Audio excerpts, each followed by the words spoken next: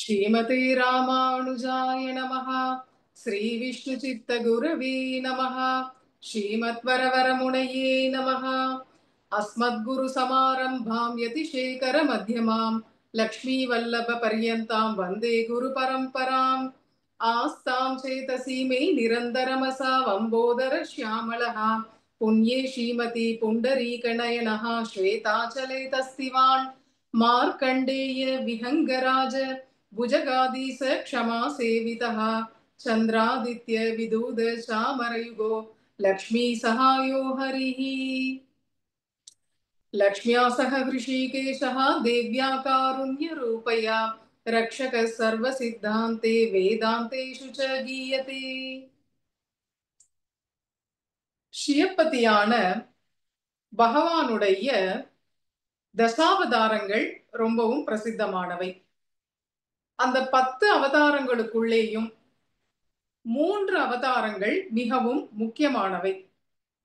அவை என்னன்னா நரசிம்ம அவதாரம், ராமாவதாரம், கிருஷ்ணாவதாரம். இதுல நரசிம்ம அவதாரம்ங்கிறது பக்தனுடைய பெருமையை காட்டுறதுக்காக ஏற்பட்டது. பிரஹ்லாதஸ்ய சதுதார சரித்திரஸ்ய மகாத்மனஹா அப்படின்னு புராண வாக்கியம். பிரஹ்லாதனுடைய பெருமையை காட்டுவதற்காக ஏற்பட்டது நரசிம்ம அவதாரம். நாராயண கதாமிமாம் அப்படின்னு தன்னுடையவே பெருமையை காட்டுவதற்காக ஏற்பட்டது ஸ்ரீ கிருஷ்ணாவதாரம். அதுபோல பிராட்டியினுடைய பெருமையை காட்டுவதற்காக ஏற்பட்டது ஸ்ரீ ராமாவதாரம். காவ்யம் ராமாயணம் கிருஷ்ணம் சீதாயா சரிதம் மகத் அப்படின்னு பிராட்டியினுடைய பெருமையை உலகத்திற்கு பிரகடனம் பண்ணணும் அப்படிங்கிறதுக்காக தோன்றியதே ஸ்ரீ ராமாவதாரம். இன்னைக்கு நமக்கு ஒரு இரட்டை அனுபவம் என்னன்னா, இன்றைய தினம் உயர்ந்த ஸ்ரீராம நவமி நன்னாள். ராமாவதாரமே பிராட்டியினுடைய பெருமையை காட்டுறதுக்கு தான். இந்த தினத்துல பிராட்டியினுடைய அனுபவமாக சில வார்த்தைகள் ஸ்மரிக்கும்படியாக நமக்கு பகவத் சங்கல்பம் நேர்ந்துள்ளது. அதனால முதல்ல எம்பெருமானுக்கு கிருதஜதைகளை சமர்ப்பிச்சுண்டு ஆரம்பிப்போம். இந்த இன்றைய உபன்யாச அனுபவ விஷயம் பங்கைய மாமலர் பாவையை போற்றுதும். அதாவது திருவள்ளரை தாயாரை பற்றிய பெருமைகள். அதுதான் இன்றைய உபன்யாச அனுபவம். அதனால முதல்ல திருவள்ளரை தாயார் வாழி திருநாமத்திலிருந்து இந்த உபன்யாசத்தை தொடங்குவோம். பூங்கிடங்கில் தவம் செய்த பொற்கொடியே பொருநீலி வனத்தில் வந்த பூமகளார் வாழியே தேங்கு சுனை சூழ்ந்த திருவள்ளரையாள் வாழியே செல்வத்தில் வளர்கின்ற திருமகளார் வாழியே பாங்குடன் 3700 வாழியே பத்மதளம் மேலமர்ந்த பங்கயத்தாள் வாழியே ஏங்கும் நம்மை ஈடேற்ற இனிதமர்ந்தாள் வாழியே எழில் பங்கய செல்வி இணையடிகள் வாழியே. திருவள்ளர தாயாருடைய வாழி திருநாமம் இது. தாயார் திருமுன்பே கோவில்கள்ல உற்சவாதிகள்ல சேவிப்பார்கள். உடனமர் காதல் மகளிர் திருமகள் மண்மகள் ஆயர் மடமகள் என்றிவர் மூவர் ஆளும் உலகமும் மூன்றே அப்படின்னு ஆழ்வார் பாசுரம். ஸ்ரீயப்பதியான பகவான் ஸ்ரீமன் நாராயணனுக்கு தேவிமார் மூவர் பிரதானர். அவர்களுக்கு ஸ்ரீதேவி, பூமி தேவி, நீலாதேவி அப்படின்னு திருநாமம். இவர்களுக்காக வேதங்கள்ல தனித்தனி சூக்தங்களே இருக்கு. ஸ்ரீ சூக்தம், பூ சூக்தம், நீலா சூக்தம் அப்படின்னு இந்த சூக்தங்கள்லாம் இந்த தேவிமார் மூவரை பற்றியும் பேசுபவை. ஆளும் உலகமும் மூன்றே அப்படின்னு இருக்கு இல்லையா? அதனால ஸ்ரீதேவிக்கு பிராதான்யம் உடைய திவ்ய தேசம் திருவள்ளரை. ஸ்ரீதேவியான மகாலட்சுமி பெரிய பிராட்டி. அந்த தாயாருக்கு முக்கியத்துவம் உடைய க்ஷேத்திரம் திருவள்ளரை. பூமாதேவி ஸ்ரீ ஆண்டாள். அவளுக்கு ஏற்றமுடைய க்ஷேத்திரம் திவ்ய தேசம் ஸ்ரீவில்லிபுத்தூர். அதே போல நீலாதேவி. நீலாதேவிக்கு பிராதான்யம் ஆதிபத்தியம் உடைய திவ்ய தேசம் திருநறையூர், கல்கருடன் விசேஷம். அந்த க்ஷேத்திரம் திருநறையூர், நீலாதேவிக்கு ஏற்றம். உடனமர் காதல் மகளிர் மூவர், ஆளும் உலகமும் மூன்று அப்படின்னு ஆழ்வார் திருவாக்கியம் இருக்கு. ஆளும் உலகம்ங்கிறத நாம இந்த லீலா விபூதியில 3 திவ்ய தேசங்களாக எடுத்துட்டோம் அப்படின்னா, இவர்கள் ஆட்சி பண்ணக்கூடிய திவ்ய தேசங்களும் 3: திருவள்ளரை, ஸ்ரீவில்லிபுத்தூர், திருநறையூர் அப்படின்னு 3. இதுல மகாலட்சுமிக்கு முக்கியத்துவம் உடைய திவ்ய தேசம்ங்கிறது திருவள்ளரை. இந்த க்ஷேத்திரத்துக்கு திருவெள்ளரைன்னு ஏன் பெயர் ஏற்பட்டது அப்படின்னா, வெள்ளையான பாறைகள் மீது அமைந்திருக்கக்கூடிய ஊர், கோவில் இது. அதனால இந்த க்ஷேத்திரத்திற்கு திருவெள்ளரை அப்படின்னு பெயர். இந்தியாவிலேயே 2 இடத்துலதான் வெள்ளை கற்களால ஆன பாறைகள் மேல கோவில் அமைந்திருக்கு அப்படிங்கிறது. இந்தியாவிலேயே 2 இடத்துலதான். வடக்க பர்சானா அப்படிங்கிற ஒரு இடத்துல ஒரு கோவில் இருக்கு. இங்க தட்சிண தேசத்துல நம்ம திருவள்ளரை அப்படின்னு பெரியோர்கள்லாம் சொல்லியிருக்கார்கள். அதனால திருவெள்ளரை அப்படிங்கிறதுக்கு வெள்ளை பாறைகள் மீது அமைந்துள்ள சின்ன மலை போன்ற கோவில், ஸ்வேதகிரி அப்படின்னு வடமொழி பெயர் இதற்கு. இது பொதுவான அர்த்தம். நமக்கு எப்போ இந்த க்ஷேத்திரம் தாயார் க்ஷேத்திரமோ அப்ப தாயார் பரமாவே எல்லாத்தையும் ரசிக்கிறது அப்படிங்கிறது ஒரு முறை. அதனால ரசோக்தியா அடியன் ஒரு அர்த்தம் சொல்றேன். திரு அப்படின்னா லக்ஷ்மி, திருமகள். வெள்கி உறையும் அறை, வெள்கி அப்படின்னா வெட்கப்பட்டு. என்னன்னா எப்பவும் பெருமாளோட நித்திய சேர்த்தியில தாயார் இருக்கா. இப்ப ஒரு க்ஷேத்திரங்கள்ல சேர்த்திங்கிறது குறிப்பிட்ட நாள்ல தான் இருக்கும். வருஷத்துல சில தினங்கள் தான் அந்த பெருமாளுக்கும் பிராட்டிக்கும் சேர்த்தி உற்சவம் இருக்கும். அநேகமா இப்ப ஸ்ரீரங்கத்துலன்னா பங்குனி உத்திரம் வருஷத்துக்கு ஒரு நாள். இப்ப பங்குனி உற்சவம் நடக்கிறது. பங்குனி உத்திரம் ஒரே நாள் தான் வருஷத்துக்கு சேர்த்தி ரெங்கநாச்சியாரோட, அதுவும் ஏகப்பட்ட ரகலையோட நடக்கிறது. உறையூர்லயும் வருஷத்துக்கு ஒரு நாள் தான் சேர்த்தி. நம்ம திருவல்லிக்கேணியிலன்னு எடுத்துட்டா மாசி துவாதசி அன்னைக்கு திருக்கல்யாணம் சேர்த்தி, பங்குனி உத்திரம் சேர்த்தி உண்டு. சில சமயம் வெள்ளிக்கிழமையும் ரேவதியும் சேர்ந்து வந்துதானா மன்னாதருக்கும் வேதவள்ளி தாயாருக்கும் சேர்த்தி உற்சவம் நடக்கும். காஞ்சிபுரத்துலன்னு பார்த்தா வெள்ளிக்கிழமைகள் தோறும் ரெட்ட புறப்பாடுன்னு இருக்கு. அதுவும் எதுவும் உற்சவாதிகள் குறுக்கிடாம இருந்தா அப்படி கிடைக்கும். இப்படி எல்லாம் இருக்கிறச்சே திருவள்ளரையில எப்படின்னா பெருமாளும் பிராட்டியும் நித்திய சேர்த்தியில எழுந்தருளி இருக்கா. எப்பவுமே சேர்த்தி தான் அங்க. அப்படிங்கிறதுனால பிராட்டிக்கு எவ்வளவு லஜ்ஜையா இருக்கும். ஏன்னா பெருமாளுடைய ஒரு பௌருஷத்தை பார்த்தா நமக்கே லஜ்ஜையா இருக்கும். அந்த ஒரு நாணம்ங்கிறது ஏற்படும். அப்படிங்கும் போது பிராட்டி நாரீனாம் உத்தமை, அப்போ அவளுடைய லஜ்ஜை எப்படி இருக்கும். அதனால திருமகள் வெள்கி உறையும் அறை திருவெள்ளரை அப்படின்னு இதற்கு ரசோக்தியாக நாம ஒரு அர்த்தம் சொல்லலாம்.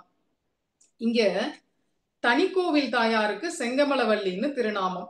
ஆனாலும் இந்த க்ஷேத்திரத்துல பிரதான நாச்சியார் பங்கைய செல்வி தான். பங்கஜவல்லி அப்படின்னு வடமொழியில, சம்ஸ்கிருதத்துல திருநாமம், தமிழில் பங்கைய செல்வி அப்படின்னு திருநாமம். வாழி திருநாமத்திலேயே அழகா வருது. எழில் பங்கைய செல்வி இணையடிகள் வாழின்னு இருக்கு. அழகான பங்கைய செல்வி பிராட்டி, அவதான் பிரதான நாச்சியாரா இருக்கா. அப்போ இவளுடைய திருநாமத்துக்கு என்னெல்லாம் அர்த்தங்கள் அப்படிங்கிறத நாம கொஞ்சம் தேடணும். பங்கஜவல்லி அப்படின்னு இருக்கு இல்லையா. பங்கஜம் அப்படின்னா தாமரைன்னு அர்த்தம். தாமரை மலரில் தோன்றியவள் அப்படிங்கிறதுனால இவளுக்கு பங்கஜவல்லின்னு திருநாமம். தாமரை பூவுல யாரு தோன்றினா? க்ஷீராப்தியில மகாலட்சுமி தான் தோன்றினா. இங்க பிராட்டிக்கு பங்கஜவல்லின்னு திருநாமம். அதனால இங்க பெருமாளும் பிராட்டியும் எப்படி இருக்கான்னா லக்ஷ்மி நாராயணர்களாக இருக்கிறார்கள்.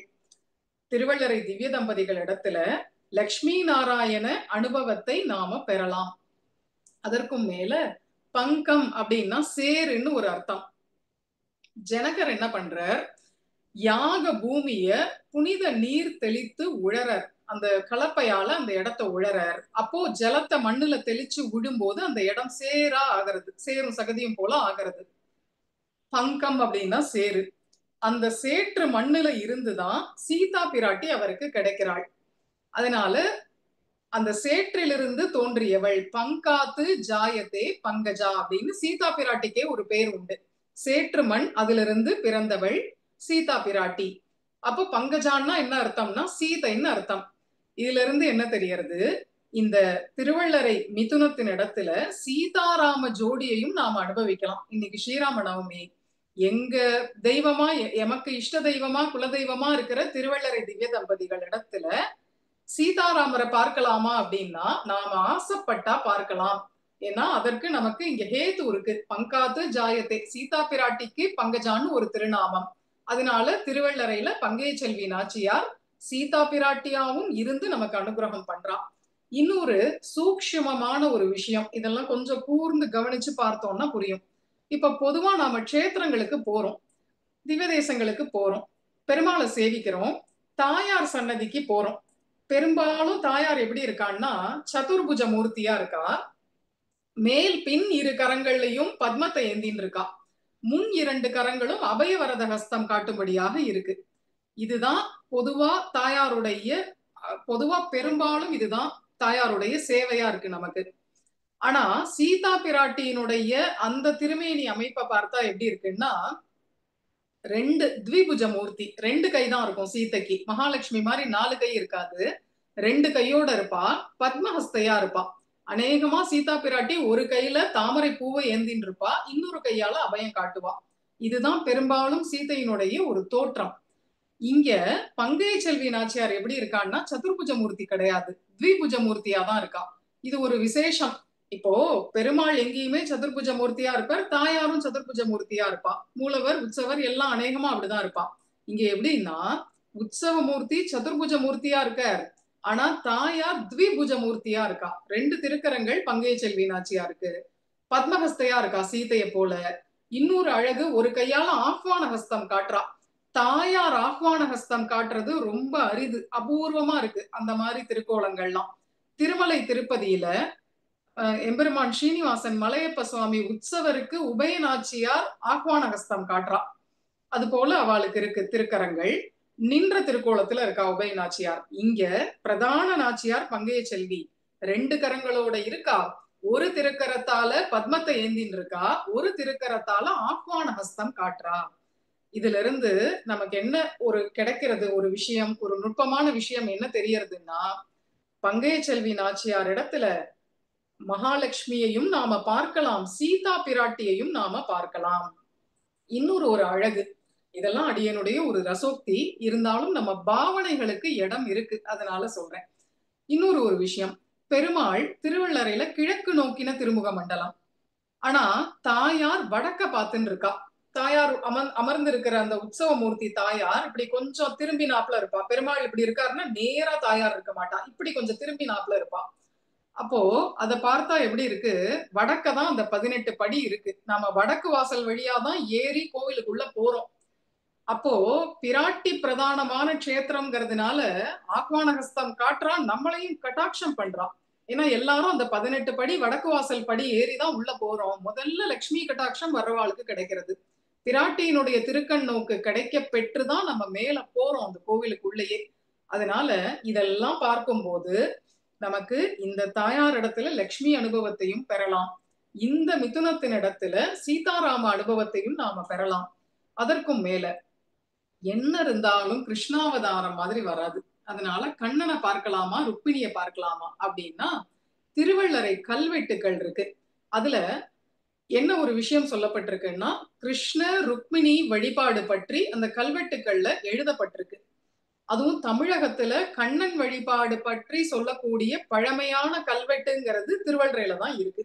இது ஒரு அருமையான விஷயம் நமக்கு. அதனால என்ன தெரியறதுன்னா, இந்த திவ்ய தம்பதிகள் இடத்துல, தாமரை கண்ணன் பங்கைய செல்வி, இந்த திவ்ய தம்பதிகள் இடத்துல நாம ருக்மிணி கிருஷ்ண சிருங்காரத்தையும் அனுபவிக்கலாம். வடக்கெல்லாம் போயாச்சுன்னா ஒரே ராதே கிருஷ்ணா தான், அவ ருக்மிணியை பத்தி கொஞ்சம் சீண்டவே மாட்டான், அப்படி இருக்கும். வடக்கெல்லாம் அங்கதான் ராதா பிரதானம் தான். ஆனா தட்சிண தேசத்துல நாம இப்ப பார்த்தசாரதி கோவில்ல ருக்மிணி நாச்சியார் இருக்கா, கூட அடக்க ஒடுக்கமா நிக்கிறா, உள்ள போய் எட்டி பார்த்தாதான் தெரியும். அந்த அனுபவம் நமக்கு பார்க்க முடியுமா, கிடைக்குமா அப்படின்னா, திருவள்ளரை திவ்ய தம்பதிகள் இடத்துல ருக்மிணி கண்ணன் அப்படிங்கிற அந்த திவ்ய தம்பதி எப்படி அவதார காலத்துல வாழ்ந்திருப்பா அப்படிங்கிறத பார்க்கலாம். எப்படி இங்க பெருமாள் பிராட்டியின் இடத்துல அவ்வளவு ஈடுபட்டு இருக்காரோ, அவதார காலத்துல ருக்மிணியின் இடத்துல கண்ணன் அப்படி ஈடுபட்டு இருந்திருக்கான். அந்த அழகையும் இவாள் இடத்துல பார்க்கலாம் அப்படின்னு, இதெல்லாம் தாயாருடைய திருநாமங்களுக்கு உண்டான அர்த்தம். திருவள்ளரையில பெருமாள் எப்படி ஆவிர்பவிச்சார் அப்படிங்கிறதுக்கு ஒரு கதை இருக்கு. பரமபதத்துல பிராட்டிக்கும் பெருமாளுக்கும் ஒரு சம்பாஷணம் ஏற்படுறது. பிராட்டி பெருமாள் இடத்துல கேட்கிறா, எனக்கு தேவரீர் ஆதிபத்தியம் தரணும், அடியேனுக்கு ஆதிபத்தியம் தரணும். அதாவது ஒரு இடத்துல தான் அதிபதியாக இருக்கணும். தாயார் எந்த இடத்துலன்னு சொல்லல, தனக்கு ஆதிபத்தியம் வேண்டும் அப்படின்னு மட்டும் கேட்கிறான்.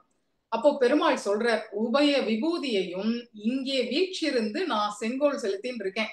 இந்த பரமபதத்துல உனக்கு அதை தரத்துக்கு இல்ல. நீ என்ன பண்ணு, பூலோகத்துல ஸ்வேதகிரின்னு ஒரு இடம் இருக்கு, அங்க போய் தபஸ் பண்ணு. காலக்கிரமத்துல உனக்கு நான் அங்க வந்து பிரத்யக்ஷமாகி நீ கேட்ட வரத்தை கொடுக்கிறேன் அப்படின்னு திருவாய் மலர்ந்து அருளினார். பிராட்டியும் கிளம்புறா. கீழே வந்து இந்த பூலோகத்துல லீலா விபூதியில ஸ்வேதகிரிக்கு வந்து தபஸ் பண்றான். இதே சந்தர்ப்பத்துல வடக்க திரு அயோத்தியில சிபி சக்கரவர்த்தி அரசாண்டு இருக்கார். சிபி சக்கரவர்த்தி ஸ்ரீராமபிரானுக்கு 9 தலைமுறைகள் முற்பட்டவர். அவருடைய அரசாட்சி நடந்துட்டு இருக்கு. அப்போ தட்சிண தேசத்துல இருந்த மகர்ஷிகள் எல்லாரும் அங்க போய் சிபி சக்கரவர்த்தியின் இடத்துல ஒரு பிரார்த்தனையை வைக்கிறான். ராவணன்னு ஒரு அரக்கன் இருக்கான், அவன் பொல்லாத்தனம் பண்ணிண்டு ரொம்ப துஷ்ட அரக்கனா இருக்கான், எங்களெல்லாம் ரொம்ப பாடா படுத்துறான், நிம்மதியா தபஸ் பண்ண விடாம பண்றான். அப்போ தட்சிண தேசம் எல்லாம் காடா இருந்தது. இந்த தென் இந்தியா இருக்கு இல்லையா, அந்த பகுதி பெரும்பாலும் காடா இருந்தது. அதனால மகரிஷிகள்லாம் நிறைய தபஸ் பண்ணிட்டு இருந்தா இந்த இடத்துல. அந்த சந்தர்ப்பத்துல இந்த ராவணன் அடிக்கடி வந்து வந்து அப்பயே புடிச்சு அட்டோடியம் பண்ணிட்டு இருந்திருக்கான். அதனால ரிஷிகள்லாம் சிபி சக்கரவர்த்தியின் இடத்துல போய் சொல்லிக்கிறான், நீங்க தான் அங்க வந்து தட்சிண தேசத்துக்கு வந்து ராவண வதம் பண்ணி எங்களுக்கு அபயம் தரணும், எங்களுடைய இந்த கஷ்டத்தை போக்கணும் அப்படின்னு பிரார்த்திச்சுக்கிறான். நாங்கெல்லாம் நிம்மதியா தபஸ் பண்றதுக்கு நீங்க ஒரு வழி பண்ணணும் அப்படின்னு பிரார்த்திச்சுக்கிறான். உடனே சிபி சக்கரவர்த்தி படையெல்லாம் திரட்டிண்டு இங்க கிளம்பி வரார். அப்போ இது திருவள்ளரைங்கிற கஷேத்திரமாக ஆகல, வெறும் காடா இருக்கு. நீலிகாவனம்னு பெயர் அந்த காட்டுக்கு. வெறும் காடா இருக்கு, வெள்ளை பாறைகளா இருக்கு. அப்படியே ஊரே பார்த்தா ஒரு பீட பூமி மாதிரி இருக்கு. வெள்ளை பாறை, சின்ன சின்ன மலை, இப்படிதான் இருக்கு இந்த ஊரோட தோற்றம். ஆனா நல்ல காத்து அடிக்கிறது, நல்ல இன்னைக்கும் அப்படித்தானே இருக்கு. நல்ல காத்துக்குன்னே பெயர் போன இடம் திருவள்ளரை. அப்படி படி ஏறும் போதே முதல்ல வாயு அப்படியே நம்மள வரவேற்பார். ஸ்ரீ ராமாவதாரத்துல வாயுவாத எதற்காந்தான்னு பிராட்டியினுடைய திருமேனி தீண்டின காத்து என் மேல படாதான்னு ஆசைப்பட்டார் பெருமாள். கடற்கரையில உட்காந்து தர்பசயனம் கிடந்தார். அப்போ அந்த கடற்கரையில அக்கறையில பிராட்டி இருக்கா, இக்கரையில நான் இருக்கேன், அவள் திருமேனி தீண்டின காத்து என் மேல படாதா அப்படின்னு ஆசைப்பட்டார். இங்க அது அவருக்கு நன்னா கிடைக்கிறது. ஏன்னா அப்படி இந்த திவ்ய தம்பதிகள் இங்க சேர்ந்து விளையாடின்னு இருக்கா, இந்த காத்தானது அப்படி 2 பேரும் ஒருத்தர் மேல ஒருத்தர் அப்படி படும்படியாக, தனியா ஒருத்தர் சாமர கைங்கரியம் போடணும்னே இல்ல, வாயு பகவானே சாமரம் போட்டுன்னு இருக்கார், நமக்கே தெரியறது. போரா குறைக்கு மூலஸ்தானத்துல சூரியனும் சந்திரனும் வேற சாமரம் வீசின்னு இருக்கார். அதனாலயோ என்னமோ நல்ல காத்து அடிக்கிறது இந்த கஷேத்திரத்துல. அப்பேற்பட்ட இடமா இருக்கு. சிபி சக்கரவர்த்தி படையோட அவ்வளவு தூரம் டிராவல் பண்ணி வந்திருக்காரு, வடக்கேந்து கிளம்பி இங்க தெற்கு வந்திருக்காரு. அப்போ அவருக்கு தோன்றது, அந்த படையெல்லாம் இளைப்பாறணும், அவெல்லாம் ரொம்ப களைப்பா இருக்கா அப்படின்னுட்டு இந்த இடத்தை தேர்ந்தெடுத்து இங்க கொஞ்ச நேரம் எல்லாம் விஷ்ராந்தி எடுத்துக்கோங்கன்னு சொல்லிடுறாரு. இவரும் கொஞ்ச நாடி கண்ணை மூடிண்டு சயனிச்சுட்டு இருக்காரு. அப்போ என்ன பண்றது, ஒரு வெள்ளை பன்றி கொரு கொருன்னு சத்தம் போட்டுண்டு இவர் எழுந்துடுறாரு. முழிப்பு வந்துடுறது, என்னோ சத்தம் கேட்கறதுன்னு முழிச்சு பாக்குறாரு. பார்த்தா ஒரு ஸ்வேத வராகம், வெண் பன்றி இவருக்கு போக்கு காட்டுறது, இவர் கண்ணில் படுறது, அதை பிடிக்கலாம் அப்படின்னு போறச்சு அது ஓடிடுறது. அது போல 5 இடங்கள்ல அது திருவடியை வச்சு கடைசியில ஒரு பாறையை குடைஞ்சு அதுக்குள்ள போயிடுறது. எங்கேயாவது பன்றி மண்ணதான் குடையும், அந்த மூக்கால மண்ணை குடைஞ்சு உள்ள போகும், பாறையை குடைஞ்சு இந்த பன்றி உள்ள போயிருக்கே, இது என்ன அதிசயமா இருக்குன்னு சொல்லி சிபி சக்கரவர்த்தி அங்க தபஸ் பண்ணிட்டு இருந்த மகரிஷிகள் இடத்துல கேட்கிறார். குறிப்பா மார்க்கண்டேய மகரிஷியின் இடத்துல கேட்கிறார். அப்போ அவர் சொல்றார், நீ மகா பாக்யவான், நாங்கெல்லாம் இங்க தபஸ் பண்றோம், எங்களுக்கு அந்த சேவை கிடைக்கல, நீ வந்து ரெஸ்ட் எடுக்கணுங்கிறதுக்காக தூங்கிட்டு இருக்க, உன்னை எழுப்பி பகவான் இப்படி சேவை சாதிச்சிருக்கார். அவர் ஸ்வயம் பகவான் வராகமூர்த்தி, அவர் உனக்கு சேவை சாதிச்சிருக்கார். அதனால இந்த இடத்துல பகவத் சாநித்தியம் இருக்கு, இந்த இடத்தை நீ காடு திருத்தி நாடாக்கு, பெருமாளுக்கு இங்க ஒரு கோவில் கட்டு அப்படின்னு சொல்ற. உடனே ரிஷியினுடைய ஆக்ஞைப்படியே சிபி சக்கரவர்த்தியும் அந்த இடத்துல நல்ல நகரமாக, படையெல்லாம் தான் இருக்கே கூட, எல்லாரும் இருக்கா ஒத்துழைக்கிறதுக்கு, அதனால அவளை எல்லாம் வச்சுண்டு இந்த இடத்தை ஒரு க்ஷேத்திரமாக உருவாக்குறார். அப்போ பெருமாள் கோவில் கட்டியாச்சுன்னா மங்களாசாசனத்துக்கு ஆள் வேணும் இல்லையா? அயோத்தியில கங்கைக்கும் யமுனைக்கும் நடுவுல அந்தர்வேதின்னு ஒரு இடம். அங்க ஏராளமான பூர்வசிக்க பிராமணர்கள் இருந்தா. அவ்வளவு பேர்களையும் இங்க வரவழைச்சு குடியேத்தினாராம். 3700 குடும்பங்களை இங்க வர சொன்னார். வந்து அவெல்லாம் குடியேறி வேத பாராயணம் பெருமாளுக்கு பண்ணிட்டு இருக்க வேண்டியது அப்படின்னு ஏற்படுத்தினார். வர்ற வழியில ஒருத்தர் தவறி போயிட்டார். ஒரு விருத்தர் அவர் தவறிட்டார். 3700க்கு ஒண்ணு குறையறது. அதனால பெருமாள் தானே இங்க பூர்வ சிக்கர்களுக்குள்ள நானும் ஒருத்தன் அப்படின்னு வந்து அந்த வீட்டை தானம் வாங்கிட்டாராம். சிபி சக்கரவர்த்தி எல்லாருக்கும் வீடு சாசனம் பண்ணி தர. அப்போ தானும் ஒரு வீட்டை தானம் வாங்கிட்டு அதுதான் அந்த கோவில். இந்த கோவில்ல இன்னி வரையிலும் நித்திய சந்நிதி கொண்டு பிராட்டியோட நமக்கு அனுகிரகம் பண்ணிட்டு இருக்கார். இது இந்த கஷேத்திரத்தினுடைய கதை. சிபி சக்கரவர்த்திக்கு பெருமாளும் பிராட்டியுமே அப்படி பிரத்யட்சமானாம். இப்போ பிராட்டி தான் கேட்டபடிக்கு பிராட்டிக்கும் பெருமாள் பிரத்யட்சமாறார். பிராட்டியும் அங்கதான் தபஸ் பண்ணிட்டு இருக்கா. திருவள்ளரையில ஒரு பூங்கிணறு அப்படின்னு இருக்கு. நமக்கு வாழி திருநாமமே சொல்றது, பூங்கிடங்கில் தவம் செய்த பொற்கொடியாள் வாழியே அப்படின்னு. அந்த பூங்கிடங்கு இருக்கு, அங்க தபஸ் பண்ணிட்டு இருக்கா பிராட்டி. அப்போ இந்த சிபி சக்கரவர்த்திக்கு பெருமாள் வராகமூர்த்தி பிரத்யட்சமான போதே புண்டரீகாட்ச பகவானாக பிராட்டிக்கும் பிரத்யட்சமானார். இப்ப சிபி சக்கரவர்த்திக்கு என்ன ஒரு பாக்கியம், வராக அவதார சேவையும் கிடைச்சிருத்து, புண்டரீகாட்சன் பங்கைய செல்வின்னு இந்த தரிசனத்தையும் காட்டுறார் பெருமாள். இந்த திவ்ய தம்பதியாக இவருக்கு சிபி சக்கரவர்த்திக்கு சேவை சாதிக்கிறார். எப்படி இருக்கும், வந்த இடத்துல கும்பிட போன தெய்வம் குறுக்க வந்ததும்பாலே அது போல வந்த இடத்துல, அதுவும் ஒரு ராவண வதம் அப்படின்னு பாரிச்சுண்டு வந்த இடத்துல தெய்வங்களே தோன்றி இப்படி காட்சி தர்றதுன்னா அது எப்பேற்பட்ட பாக்கியமா இருக்கும். அவருக்கு அப்படி ஒரு மேனி சிலிர்த்துறது, கண்ணீர் விடுறார், பெருமாளை ஸ்துதி பண்றார். அப்போ பெருமாள் சொல்றார், நீங்க என்ன காரணமா வந்தீங்கோ? ராவண அவதாரத்தமா வந்தேன். இல்ல நீங்க ஊருக்கே திரும்பி போயிடுங்கோ. நாங்கெல்லாம் க்ஷத்திரிய ராஜாக்கள், ரகுவம்சம் மனுவம்சம் எப்பேற்பட்டது, நாங்க வெச்ச கால பின் வைக்க மாட்டோம், முன் வச்ச கால பின் வைக்க மாட்டோம் அப்படின்னு சிபி சக்கரவர்த்தி சொல்றார். அப்போ பெருமாள் சொல்றார், அவனுடைய அட்டகாசம் இன்னும் ஜாஸ்தி ஆகணும், இதெல்லாம் போராது, மகரிஷிகளை இப்பதான் லேசா தொந்தரவு பண்ண ஆரம்பிச்சிருக்கான், இன்னும் நிறைய ஆகும். அப்போ உங்க வம்சத்துல நானே வந்து தோன்றி ராவண வதம் பண்ணுவேன், இப்ப நீங்க ஊருக்கே திரும்பி போயிடுங்கோ அப்படின்ட்டார். சரி, அப்போ நான் வந்த காரியம் இப்படி வெறும்னா நான் திரும்பி போறாப்புல இருக்கேன். நீங்க வந்ததே என்னுடைய தரிசனத்துக்காக தான் வந்தது, சார்த்தமாச்சு. உங்க யாத்திரை ராவணவத யாத்திரை இல்ல, இந்த திவ்ய தம்பதிகளை சேவிக்கிறதுக்கான யாத்திரை அப்படின்னு இதை நீங்க இனிமே நினைச்சுட்டு உங்க ஆயுட்காலம் இருங்கோ அப்படின்னு பெருமாள் மறுபடியும் சிபி சக்கரவர்த்தியை ஊருக்கே அனுப்பிச்சு வச்சுட்டாராம். அவரும் ரொம்ப பெருமாளை தாயாரை பார்த்து சேவிச்சுட்டு கிளம்பிடுறார், ஊருக்கே போயிடுறார், திருவயோத்திக்கே போயிடுறார். இப்போ பெருமாள் பிராட்டியின் இடத்துல, நீ கேட்டுண்டபடிக்கு உனக்கு நான் வரம் தரேன், பரமபதத்துல பிரார்த்திச்சுண்டியே கேட்டுண்டபடிக்கு உனக்கு வரம் தரேன், இந்த க்ஷேத்திரத்துல எல்லா உரிமைகளும் உனக்கு தான் அப்படின்னு திருவாய் மலர்ந்து அருளினார். அதனால இந்த க்ஷேத்திரத்துக்கு பெண்ணரசு நாடு அப்படின்னு ஒரு பெயர் உண்டு. இங்க தாயார் தான் செங்கோல் ஆட்சி நடத்துறாள் அப்படின்னு ஒரு வழக்கு உண்டு. இப்ப செங்கோல் ஆட்சின்னா எப்படி இருக்கணும், தாயார் கையில ஒரு செங்கோல் இருக்கணும், ஒரு கதை இருக்கணும். இப்ப பெருமாள் சன்னதிகள்ல பாக்குறோமே, செங்கோலுடைய திருவரங்க செல்வன்னு நம்பெருமாள் இருக்கார் இல்லையா, அது மாதிரி இந்த ஊர்ல பிராட்டி கையில செங்கோல் இருக்குன்னு இருக்கணும். அப்படி ஒண்ணும் நமக்கு இல்ல. சரி, ஏதாவது ஒரு ஆயுதம், சங்கு சக்கரம் இந்த ஊர்ல தாயார் வச்சுட்டு இருக்கான்னு இருக்கணும், அப்படியும் எதுவும் இல்ல. அப்ப செங்கோல் ஆட்சின்னா என்னது பின்ன, தாயாரை பொறுத்த வரைக்கும் செங்கோல் ஆட்சிங்கிறது பத்மத்தை கையில வச்சுட்டு நடத்துறதுதான். பிராட்டி பங்கைய செல்வி நாச்சியார் திருக்கரங்கள்ல கமலம் தான் இருக்கு, பத்மம் தான் இருக்கு, அதை வச்சுட்டு தான் ஆட்சி பண்றான். அப்ப எதுக்கு செங்கோல் ஆட்சி வேணும்னு கேட்டா, பிராட்டி எங்கேயுமே பரதந்திரையா தான் இருப்பான். அப்படி எனக்கு ஒரு சுப்ரீமசி வேணும், எனக்கு வந்து ஒரு முக்கியத்துவம் வேணும், நான் ரூல் பண்ணணும்னு கேட்க மாட்டாலே. எதுக்கு இப்படி கேட்டான்னா, பெருமாள் ரொம்ப தண்டதரனா இருக்கார், தண்ட நீதி. ஏன்னா ஒரு கையால அபயம் காட்டினாலும் இன்னொரு கையில கோலை வச்சுட்டு இருக்கார், ஏதாவது தப்பு பண்ணினா தட்டுறதுக்கு கோல் இருக்கு, அப்புறம் கருணைக்கு அபயமும் காட்டுறார் அப்படின்னு ரெண்டுமே இருக்கு இல்லையா. இந்த தண்ட நீதி வேண்டாமே, அதை பிடிங்கி நம்ம ஒரு ஓரமா ஒளிச்சு வச்சுடுவோம் அப்படின்னு அந்த செங்கோலை வாங்கிட்டாலும். அதனால செங்கோலாட்சின்னு கேட்டாலே ஒழிய தான் வந்து மத்தவங்களுக்கு தண்டனை கொடுக்கறதுக்காக அதை கேட்கல. செங்கோலாட்சியே வேண்டாம், கருணையினால ஆட்சி நடத்துவோம், கையில நம்ம புஷ்பத்தை வச்சிருந்தா போறோம், கருணையினால நடத்தலாம். ஏன்னா நம்ம தண்டிக்கிறதுன்னு ஆரம்பிச்சா வரிசையா ஒவ்வொருத்தரையா தண்டிக்கணும், எல்லார் இடத்துலயும் ஏதாவது தவறுதல் இருக்கும். அதனால கருணையால திருத்தி பணி கொள்ளணும் அப்படிங்கிறதுக்காக தான் இந்த க்ஷேத்திரத்துல செங்கோலாட்சி பண்ற பேர் வழின்னு வந்து இப்படி பெருமாள் இடத்துல ஒரு உரிமையை வாங்கிட்டு இருக்கா. அதனால இந்த க்ஷேத்திரத்துக்கு பெண்ணரசு நாடுன்னு பெயர். மூலஸ்தானத்திலிருந்து பெருமாள் எப்ப புறப்பட்டாலும் தாயாரோட ரெட்ட புறப்பாடுதான். முதலே சொன்ன மாதிரி ஒவ்வொரு க்ஷேத்திரங்கள்ல எப்பயானும் தான் ரெட்ட புறப்பாடு இருக்கும். பெருமாளும் பிராட்டியும் சேர்ந்து புறப்பாடுங்கிறது வருஷத்துல 1 நாள் 2 நாள் சில தினங்கள் இருக்கும்.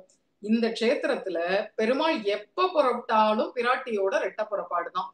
வாகனம் அப்படின்னா கூட கீழே வரையிலும் பிராட்டியோட வந்து இருந்து வாகனத்துல ஏறி அப்புறம் பிராட்டிய மேல அனுப்பிச்சு வச்சுட்டு தனியா இவர் பிரதட்சணம் பண்ணிட்டு அப்பவும் மேல வந்து அவ சேர்ந்துதான் மூலஸ்தானத்துக்கு ஏழுவான். இப்படியெல்லாம் ஒரு வழக்கம் இங்க ஏற்பட்டிருக்கு. அதை விட முக்கியம், இந்த ஊர்ல கோவில் நிலங்கள்லாம் கூட பங்கைய செல்விங்கிற பேர்ல தான் ரிஜிஸ்டர் ஆகி இருக்கு. தாயார் பேர்ல தான் கோவில் நிலங்கள்லாம் இருக்கு. அது போல அது ஒரு அருமை. அது என்ன, எல்லா கோவில்லையும் அந்த பெருமாள் திருநாமத்தாலதான் இருக்கும். இந்த க்ஷேத்திரத்துல மட்டும் தாயார் திருநாமத்தாலேயே கோவில் நிலங்கள்லாம் அந்த ரிஜிஸ்டர் பண்ணப்பட்டு இருக்கு. அது ஒரு விஷயம். மேலும் இந்த திருவள்ளுவர் க்ஷேத்திரத்துல யதி பீட்டத்தை அலங்கரித்த ஒரு சன்னியாசி ஒருத்தர் இருந்தார், ஸ்ரீ வைஷ்ணவ யதி. எம்பெருமானார் நியமிச்ச 74 சிம்மாசனாதிபதிகள்ல திருவள்ளரை ஜீயரும் அடக்கம். திருவள்ளரையில ஒரு ஜீயர் சுவாமி இருந்தார். கடைசியா இருந்த ஜீயர் சுவாமி அடியனுடைய பாட்டனார் புத்தூர் ஸ்ரீ சுதர்சனர் சுவாமி அவர்களுக்கு சமாஷேனம் பண்ணினவர். அவர் தான் கடைசியா இருந்த ஜீயர் சுவாமி. இப்போ அந்த யதி பீடத்துல யாரும் அலங்கரிக்கிறதுக்கு வியக்திகள் இல்லை. ஆனா திருவள்ளரை ஜீயர்னு ஒரு ஸ்தானம் உண்டு. அதுல என்ன விசேஷம்னா, அந்த ஜீயருக்கும் பங்கைய செல்வி ஜீயர் அப்படின்னு தான் திருநாமம். இப்போ ஒரு க்ஷேத்திரங்கள்ல பார்த்தா ஆச்சாரியன் பெயரால ஜீயர் சுவாமி திருநாமம் இருக்கும். எம்பெருமானார் ஜீயர், எம்பார் ஜீயர் அப்படின்னு திருநாமம் இருக்கும். ஆழ்வார் பெயரால இருக்கும். மதுர கவி ராமானுஜ ஜீயர், கலியன் வானமாமலை ராமானுஜ ஜீயர் அப்படின்னு எல்லாம் திருநாமங்கள் இருக்கும். ஆழ்வார் பெயரால இருக்கும், ஆச்சாரியன் பெயரால இருக்கும், சில இடங்கள்ல பெருமாள் பெயரால கூட இருக்கும். ரெங்கநாராயண ஜீயர் அப்படின்னு பெருமாள் திருநாமத்தால கூட இருக்கும். இந்த ஊர்ல மட்டும் தாயார் திருநாமத்தால ஜீயர் சுவாமி அப்படிங்கிறது இங்கதான். அதனால பங்கைய செல்வி நாச்சியார் ஜீயர் சுவாமிகள் அப்படிங்கிறது தான் அவருடைய ஒரு அடைமொழி. அப்படி ஒரு யதி இங்க இருந்தார். போன நூற்றாண்டு வரையிலும் அவர் இருந்தார். இங்க திருவள்ளரைக்கு பக்கத்துல நொச்சியம் அப்படின்னு இருக்கு. அந்த நொச்சியத்துக்கு அருகில, அந்த நொச்சியம்னு ஒரு ஊர் இருக்கு. அதற்கு சமீபத்துல பங்கைய செல்வி அப்படின்னு ஒரு கிராமம் இருக்கு. பங்கைய செல்விங்கிற பெயர்லயே ஒரு கிராமம் இருக்கு. அந்த ஊர் மக்கள்லாம் இந்த தாயார தனக்கு பெண்ணாக அபிமானிக்கிறார்கள். என்ன கிருப்பை அவளுக்கு பண்ணினா, என்ன விளையாடினான்னு நமக்கு சரித்திரம் கிடைக்கல. ஆனா அவளோட ஏதோ குழந்தையா விளையாடி இருக்கா, அதனால தங்க ஊர் பெண் அப்படின்னு அவளை அபிமானிக்கிறார்கள். வருஷத்துல பிரம்மோற்சவத்துல ஒரு நாள் அந்த ஊருக்கு பெருமாளோட தாயார் எழுந்தருளி அந்த ஜனங்களுக்கு எல்லாம் கிருப்பை பண்ணி ஸ்ரீரங்கம் வடதிருக்காவிரி கரையில ஒரு நாள் பூரா இருந்து மறுபடியும் ஆஸ்தானத்துக்கு ஏழ்றது அப்படின்னு ஒரு வழக்கம் இருக்கு. அந்த தினம் பங்குனி விசாகம், பங்குனி மாசம் விசாக நட்சத்திரம் அப்படிங்கிறதுனால பங்கைய செல்வி நாச்சியாருடைய அவதார தினமாக இது கருதப்படுறது.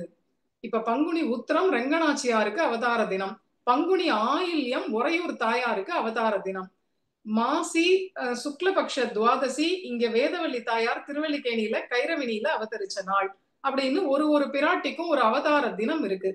பத்மாவதி தாயார் கார்த்திகையில அந்த பஞ்சமி, கார்த்திகை பஞ்சமி அப்படின்னு சொல்லுவான். அங்க அந்த தினத்துலதான் பத்மாவதி தாயாருக்கு உற்சவாதிகள் பூர்த்தி ஆகும்.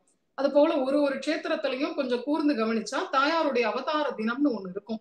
அது போல திருவள்ளரையில பார்த்தோமானா பங்குனி விசாகம் தாயாருடைய அவதார தினம் அப்படின்னு கருதப்படுறது. இப்போ இந்த திருவள்ளரை க்ஷேத்திரத்துக்கு என்ன ஒரு பெருமைன்னா, எல்லாமே இங்க ரெட்டையா இருக்கும். பெருமாளும் எப்பவும் ரெட்டை புறப்பாடு, பிராட்டியோட சேர்ந்து எப்பவும் ரெட்டையாவே இருக்கார்.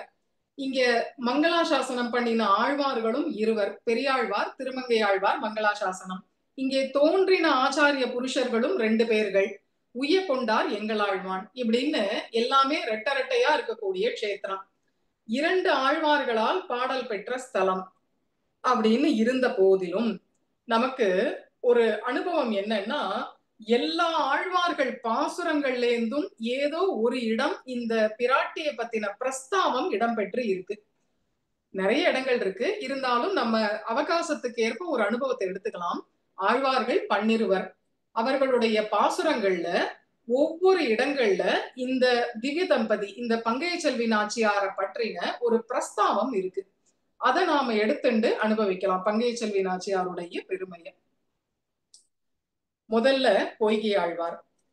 திருமகளும் மண்மகளும் ஆய்மகளும் சேர்ந்தால் திருமகட்கே தீர்ந்தவாறு என்கொல் திருமகள் மேல் பாலோதம் சிந்த படநாகனை கிடந்த மாலோத வண்ணர் மணம். அதாவது பொய்கை ஆழ்வார் என்ன சொல்றாருன்னா, 3 பிராட்டிமார்கள் இருக்கா. திருமகள், மண்மகள், ஆயர், மடமகள். இதுல திருமகளான ஸ்ரீதேவிக்கு ஏற்றமுடைய அவதாரம் ஸ்ரீராமாவதாரம். இன்றைய நாயகன், இன்றைய தினத்து நாயகன் ஸ்ரீராமபிரான், அவருடைய அவதாரத்துல மகாலட்சுமியான ஸ்ரீதேவிக்கு ஏற்றம். அடுத்தது பூமி பிராட்டிக்கு ஏற்றமுடைய அவதாரம் வராக அவதாரம். என்னதான் திரு இடவெந்தைன்னு சொன்னா கூட, இடது பக்கம் திருமகள் இருக்கிறாள், அதனால திரு இடவெந்தை அப்படின்னு சொன்னா கூட பூமி பிராட்டி தான் இருக்கா. பூவராக சுவாமி தான் எப்பவுமே வராக பெருமாள். திருமகள்னு சொல்றது ஒரு ஔபச்சாரிகத்துக்காக, சமமானவர்கள் இவர்கள்லாம் அப்படின்னு ஒரு உபச்சார வார்த்தையை ஒழிய பூமி பிராட்டி தான் வராகமூர்த்தியோட எப்பவுமே இருக்கிறவள். அதனால வராக அவதாரத்தில் பூமாதேவிக்கே ஏற்றம். கிருஷ்ணாவதாரத்துல இவா 2 பேரை விட நீலாதேவிக்கு தான் ஏற்றம். இவர்களே வந்தா கூட நீலாதேவி திருக்கல்யாணம் பண்ணிண்ட கண்ணனைத்தான் ஈடுபடணும், கண்ணனிடத்துலதான் இவ ஈடுபடணும். அதனால ராமாவதாரத்துல லக்ஷ்மிக்கு ஏற்றம், வராக அவதாரத்துல பூமி பிராட்டிக்கு ஏற்றம், கிருஷ்ணாவதாரத்துல நீலாதேவிக்கு ஏற்றம். இப்படி தனித்தனியா ஒருத்தருக்கு ஒரு இடத்துல ஏற்றம் அப்படின்னு இருக்கு. சரி, அப்ப 3 பேரும் சேர்ந்தால் யாருக்கு ஏற்றம்? ஏன்னா ஒரு டிபேட் அப்படின்னாலே இப்படி ஏதாவது சுவாரஸ்யமா இருந்தா தானே இப்படி வச்சுக்கணும். ஒரு டிபேட், ஒரு கலந்துரையாடலை வச்சுக்கலாம். 3 பேர்களும் சேர்ந்து இருந்தா யாருக்கு ஏற்றம் அப்படின்னு பார்த்தா பொய்கை பிரான் அதற்கு பதில் சொல்றார். திருமகட்கே தீர்ந்தவாறு என்கொள். 3 பேரும் தனித்தனியா இருந்தா அவளுக்கு அந்தந்த அவதாரத்துல ஏற்றம், சேர்ந்து இருந்துட்டா திருமகளுக்கு தான் ஏற்றம். மத்த 2 பேரும் நிழல் மாதிரி தான். ஏன்னா லக்ஷ்மீம் விஹார ரசிகாம் இவ ராஜஹம்சீம் சாயாம் இவ அப்யுதைனீம் அவனீம் ச தஸ்யாஹா அப்படின்னு வாக்கியம் இருக்கு நமக்கு. ஆச்சாரியோக்தி இருக்கு. லக்ஷ்மி எப்படிப்பட்டவள்னா விஹார ரசிகை, எப்பவும் சஞ்சரிக்கிறவள், சஞ்சலையா இருக்கிறவள். அவளுக்கு சஞ்சாரம் பண்ணிட்டே இருந்தா நிழல் விழும் இல்லையா, அவளுக்கு பூமி நீலாதேவிகள் நிழல் போல இருக்கார்கள் அப்படின்னு நமக்கு ஆச்சாரியோக்தி. அதனால பொய்கை பிரான் சொல்றதும் இதுதான். 3 பிராட்டிமார்களும் இருந்தாச்சுன்னா லக்ஷ்மிக்கு தான் ஏற்றம். அவரவருக்கு அந்தந்த அவதாரத்துல ஒரு பெருமை இருந்தாலும் மூவரும் சேர்ந்து இருக்கிற இடத்துல லக்ஷ்மிக்கே ஏற்றம். பொதுவா பரமபதத்துலதான் 3 பிராட்டிமார்களும் சேர்ந்தே இருப்பா. பரமபதத்துலதான் இந்த சம்பாஷணமும் நடந்திருக்கு. லக்ஷ்மி தேவி பகவான் இடத்துல கேட்கிறா, தனக்கு ஆதிபத்தியம் தரணும்னு, நீ போய் ஸ்வேதகிரியில தவம் பண்ணு, உனக்கு அங்க கொடுக்கறேன் அப்படின்னு பெருமாள் சொல்லிட்டார். பக்கத்திலே இந்த பூமி நீலாதேவிகளும் இருக்கா இல்லையா, அப்ப அவளுக்கு நீங்களும் கூடவே போய் தபஸ் பண்ணுங்க, உங்களுக்கும் ஏதாவது ஒரு வரம் அங்க வரச்சே தரேன் அப்படின்னு சொல்லலாம் இல்லையா? சொல்லல. ஏன்னா 3 பேரும் இருந்தாச்சுன்னா லக்ஷ்மிக்கு தான் ஏற்றம். நம்ம பரமபதநாதன் சித்திரத்தையே பார்த்தா எப்படி இருக்கும்? பரமபதநாதன் அப்படி வீற்றிருந்த திருக்கோலத்துல இருப்பார். வலது பக்கம் லக்ஷ்மி இருப்பா, ஒரே பிராட்டி லக்ஷ்மி இருப்பா. இடது பக்கம் பூமி நீலாதேவிகள் 2 பேரும் இருப்பா. ஸ்ரீரங்கத்துல கூட பரமபதநாதன் சந்நிதி இருக்கு. அதன் மனக்கண்ணால நினைச்சு பார்த்தேன்னா புரியும். பரமபதநாதன் வீற்றிருப்பார், ஒரு பக்கம் லக்ஷ்மி இருப்பா, அடுத்த இன்னொரு பக்கத்துல பூமி நீலாதேவிகள் 2 பேரும் சேர்ந்து இருப்பா. இத பார்த்துட்டு உடையவர் ஒரு அர்த்தம் சாதிச்சார். ஏகாந்த ஸ்ரீவல்லபா ஏவம் பூத பூமி நீலா நாயகா அப்படின்னு ஒரு அர்த்தம் சாதிச்சார். என்னன்னா, எப்பவுமே லக்ஷ்மியின் இடத்துல ஏகாந்தமா ஈடுபடுவாராம். இப்போ ஒரு ரசோக்தியா சொல்றேன். லக்ஷ்மி தேவிக்கு ஒரு 2 முழம் புஷ்பம் தலையில சூடி விடுறாருன்னு வச்சுப்போம். பெருமாள் என்ன பண்றார்? பரமபதநாதன் லக்ஷ்மி தேவிக்கு ஒரு 2 முழம் புஷ்பம் சூடி விடுறார் அப்படின்னா, 1 முழம் பூமி தேவிக்கு 1 முழம் நீலாதேவிக்குன்னு சூடி விடுவாராம், பிரிச்சு கொடுத்துருவாராம்.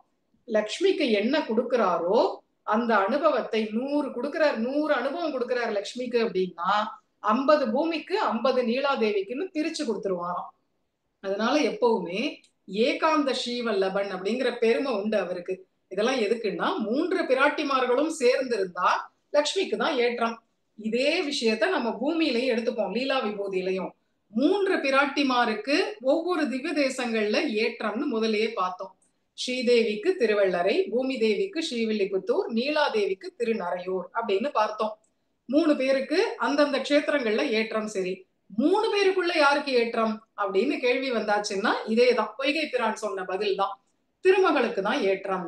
அப்ப 3 பேர்களுடைய க்ஷேத்திரங்கள்லையும் பெண்ணரசு நாட்டிற்குள்ளையும் திருமகளுடைய நாடா இருக்கிற திருவள்ளரைக்கு தான் ஏற்றம். மேலும் காலத்தாலையும் ரொம்ப பழமையானது திருவள்ளரை தான். ஸ்ரீவில்லிபுத்தூரையும் திருநறையூரையும் காட்டிலும் காலத்தால ரொம்ப ரொம்ப பழமையானதுன்னு பார்த்தாலும் திருவள்ளரை தான். இந்த 3 பெண்ணரசு நாட்டுக்குள்ளையும் ஏற்றமுடையதுன்னு பார்த்தாலும் திருவள்ளரை தான். அதனால ஆகமம் என்ன சொல்றதுன்னா, லக்ஷ்மியினுடைய க்ஷேத்திரங்களை எல்லாம் சொல்லிண்டே வருது. லக்ஷ்மி எங்கெல்லாம் வாசம் பண்ணுவான்னு அந்த ஸ்தானங்களை எல்லாம் சொல்லிண்டே வரச்சே, முதல்ல பகவானுடைய திருமார்பு, அப்புறம் அவருடைய பார்ஷ்வம் பக்கத்துல இருப்பா அப்படின்னு ஒன்னொன்னா சொல்லின்னு வரும்போது முக்கியமா ஸ்வேதகிரிங்கிறத சொல்றது. லக்ஷ்மி க்ஷேத்திரம் அப்படிங்கிறது ஸ்வேதகிரி அப்படின்னு சொல்லப்பட்டிருக்கு. அதனால என்ன ஒரு பெருமைன்னா, ஆளும் உலகமும் 3 இருந்தாலும் 3 பிராட்டிமார்கள் இந்த பூமியில 3 க்ஷேத்திரங்கள் ஆள்றார்கள் அப்படின்னு இருந்த போதிலும் அவற்றிற்குள்ளையும் உயர்ந்ததுன்னு பார்த்தா அது திருவள்ளரை தான். ஏன்னா நமக்கு அதுக்கு பொய்கை ஆழ்வார் பாசுரம் பிரமாணமா இருக்கு. அடுத்தது பூதத்தாழ்வார். வடிக்கோல வாழ் நெடுங்கண் மாமலராள் செவ்வி படிக்கோலம் கண்டகளாள் பன்னாள் அடிக்கோழி ஞாலத்தாள் பின்னும் நலம் புரிந்ததென் கொலோ கோலத்தால் இல்லை குறை. இந்த பாசுரத்துல பங்கைய செல்வி நாச்சியாருடைய பிரஸ்தாவம் இருக்கு. என்னன்னா, உலகத்துல உள்ள அனைத்து அழகும் அதெல்லாம் ஒரு சக்க போது அப்படின்னு சொல்லும்படியாக வடிகட்டின அழகை உடையவராக திருவள்ளரை எம்பெருமான் இருக்கார். உண்மையிலே அழகனையே காப்பிடவாராய் அப்படின்னு தான் பெரியாழ்வார் எடுத்த எடுப்புல சொல்றார். வந்து பார்த்த உடனே அப்படியே பெருமாளை பார்த்து முதல் பாசுரம் பாடுறார். காலத்தால முற்பட்ட ஆழ்வார் பெரியாழ்வார், திருமங்கை ஆழ்வார் மங்களாசாசனம் இருந்தா கூட பெரியாழ்வார் தான் இன்னும் முற்பட்டவர். முதல்ல வந்து இந்திரனோடு பிரமன் ஈசன் இமயவர் எல்லாம் சொல்லிண்டே வந்து பெருமாளை சம்போதனம் பண்ணும்போது அழகனேங்கிறார். இன்னி வரைக்கும் அந்த அழகு அணுக்குலையாம இருக்கார். அன்னைக்கு எப்படி ஆவிர்பவிச்சாரோ அந்த திருமேனி அணுக்குலையாம இன்னி வரையிலும் அப்படி இருக்கிறதுக்கு காரணம் என்னன்னா, இவரை வேலை பார்க்க விடாம ஓய்வெடுக்க வச்சுட்டு எல்லா காரியங்களையும் தாயாரே பார்த்துட்டு இருக்கா. பிராட்டியோட அப்படி நித்திய சம்சலேஷம் பண்ற இடமா இருக்கிறதுனால இவரும் நன்னா தன்னை மெயின்டைன் பண்ணிட்டு இருக்காரு பெருமாளும். அதனால வடிகட்டின அழகு. எப்படின்னா, உலகத்துல அழகுன்னு நாம எதெல்லாம் நினைக்கிறோமோ அதெல்லாம் வெறும் சக்க, அதெல்லாம் ஒரு பொருட்டே இல்ல. அழகுன்னா இவர் தான் அழகு அப்படிங்கிற அளவுக்கு வடிகட்டின அழகு திருவள்ளரை எம்பெருமானுடைய அழகு. அவருடைய அழகும் சக்கை அப்படின்னு சொல்லும்படியான அழகு பங்கைய செல்வி நாச்சியாருடைய அழகாம். அந்த அளவுக்கு பிராட்டி அழகியா இருப்பாளாம். ஏன்னா, நம்பியை காண நங்கைக்கு 1000 நயனம் வேண்டும். நம்பின்னா பெருமாள். பெருமாளை பாக்குறதுக்கு பிராட்டிக்கு 1000 கண்ணு வேணும் அப்படின்னு சொன்னார் கம்பர். அப்போ பிராட்டியினுடைய பெருமை அதுல தெரியலையே, பெருமாள் பெருமை தானே தெரியறது. ஆனா பிராட்டியினுடைய பெருமை தான் இன்னும் ஏற்றமுடையது. அப்ப அதை சொல்லணுமே. கொம்பினை காணுந்தோறும் குறிசிற்கும் அன்னதேயாம் அப்படிங்கிறார். கொம்பு அப்படின்னா பிராட்டி அப்படியே வஞ்சி கொம்பு மாதிரி இருப்பாளாம். அந்த ஒரு பூங்கொடிம்பாலே அந்த மாதிரி பூங்கொடி போல இருப்பா. பெருமாளை பாக்குறதுக்கு பிராட்டிக்கு மொத்தமா 1000 கண்ணு இருந்தா போறோம். பிராட்டிய ஒவ்வொரு தரம் பாக்குற செய்யும் இவருக்கு 1000 கண்ணு வேணுமா. அது போல அப்படி இருக்கு பிராட்டியினுடைய அழகும் குணங்களும் கருணையும் சரித்திரமும் அப்படி இருக்கான். அதனால வெறும் மொத்தத்துல 1000 கண்ணு சகசிராட்சகா சகசிரபாதுன்னு இருந்தா போராது. ஒவ்வொரு முறை பிராட்டிய பார்க்கும் போதும் ஒரு 1000 கண்ணு, மறுபடியும் ஒரு 1000 கண்ணு, மறுபடியும் ஒரு 1000 கண்ணுன்னு எடுத்துட்டே இருப்பாராம் பெருமாள். அந்த அளவுக்கு பிராட்டியினுடைய அழகு, பெருமாளுடைய அழகு அழகே கோது சக்கை அப்படின்னு பண்ணிடுமாம் பிராட்டியினுடைய அழகு. அந்த பிராட்டியினுடைய மற்ற அவயவங்களை காட்டிலும் அந்த கண்ணழகு அப்படி பெருமையா இருக்கும். அந்த கண்ணழகை பார்த்தா எப்படி இருக்கு, பிராட்டியினுடைய கண்ணழகு அதை பார்த்தா மற்ற அவயவங்கள் அதனுடைய அழகெல்லாம் கூட கோது, மற்ற அங்கங்கள் அதனுடைய அழகு அதெல்லாம் கூட சக்கை, அதெல்லாம் விஞ்சி இருக்கும்படியா அவ்வளவும் ஒண்ணு திரண்டு இந்த கண்ணுல தெரியறது அப்படிங்கும்படியாக பிராட்டியினுடைய கண்ணழகு இருக்குமா. அந்த கண்ணழகு ஏன்னா அவ என்ன பண்றா, இந்த கண்ணாலதான் புண்டரீகாட்சனை கட்டி வச்சுட்டு இருக்கா. அவரே புண்டரீகாட்சன், கண்ணழகன், கண்ணழகிய பெருமாள். அப்போ அப்படி இருக்கிறவர் மயங்கி இருக்கணும்னா அப்ப இவள் எப்பேற்பட்ட கண்ணழகியா இருக்கணும். அததான் இங்க பூதத்தாழ்வார் சொல்றார். அந்த பிரஸ்தாவம் தான் இருக்கு. வடிக்கோல வாழ் நெடுங்கண், அப்படியே கண்ணு பளபளபளன்னு இருக்கு. வாழ் கண்ணா இருக்கு. நல்ல ஒரு தேஜஸ் இருக்கும். சில பேருக்கு கண்ணு ஒளி சிந்தும், ஒளி அப்படியே உமிழும். அந்த கண்ணே வந்து ஒரு தேஜஸ்கரமா இருக்கும். அது போல இருக்கான் பிராட்டிக்கு. அந்த பிரம்மத்தை சாட்சாத்கரிச்சவாளுக்கு கண்ணுல ஒரு டார்ச் லைட் மாதிரி ஒரு ஒரு ஒளி இருக்கும், ஒரு வெளிச்சம் இருக்கும். அது போல பிராட்டி அப்படி எம்பெருமான வரவழைச்சிட்டா இல்லையா, இங்க ஸ்ரீவைகுண்ட விரக்தாய அப்படின்னு இங்க வரவழைச்சிட்டா இல்லையா. அது போல அந்த பிரம்மத்தை சாட்சாத்கரித்த அந்த அழகு இவ கண்ணுலயே இருக்கு. அதனால வாழ்கண் நெடுங்கண், நல்ல பெரிய கண்ணா இருக்கு. ஏன்னா இவருடைய அழக கண்ணை திறந்து பார்த்து பார்த்து பார்த்து அப்படியே கண்ணெல்லாம் பூரிச்சு போயிடுறது. அவ்வளோ பெரிய அழகையும் இந்த கண்ணுல முழுங்கிடணும்னு பார்க்கிறா பிராட்டி. அந்த சமுத்திரம் மொத்தத்தையும் ஒரு மீன் தனக்குள்ள அடக்கணும்னு நினைச்சா எப்படி இருக்கும், அது போல மீன் மாதிரி இருக்கிற அந்த கண்களால சமுத்திரம் மாதிரி இவருடைய அழக அடக்கணும்னு நினைக்கிறா. அடக்க முடியாம அந்த கண் விரிஞ்சு விரிஞ்சு போய் பெரும் கண்ணா ஆயிடுறது, நெடுங்கண் அப்படின்னு ஆயிடுறது. அதனால வாழ் நெடுங்கண் அந்த புண்டரீகாட்சனையும் வீழ்த்த வல்லது, ஒரு பார்வையினால வீழ்த்தக்கூடியது இவளுடைய கண்ணழகு.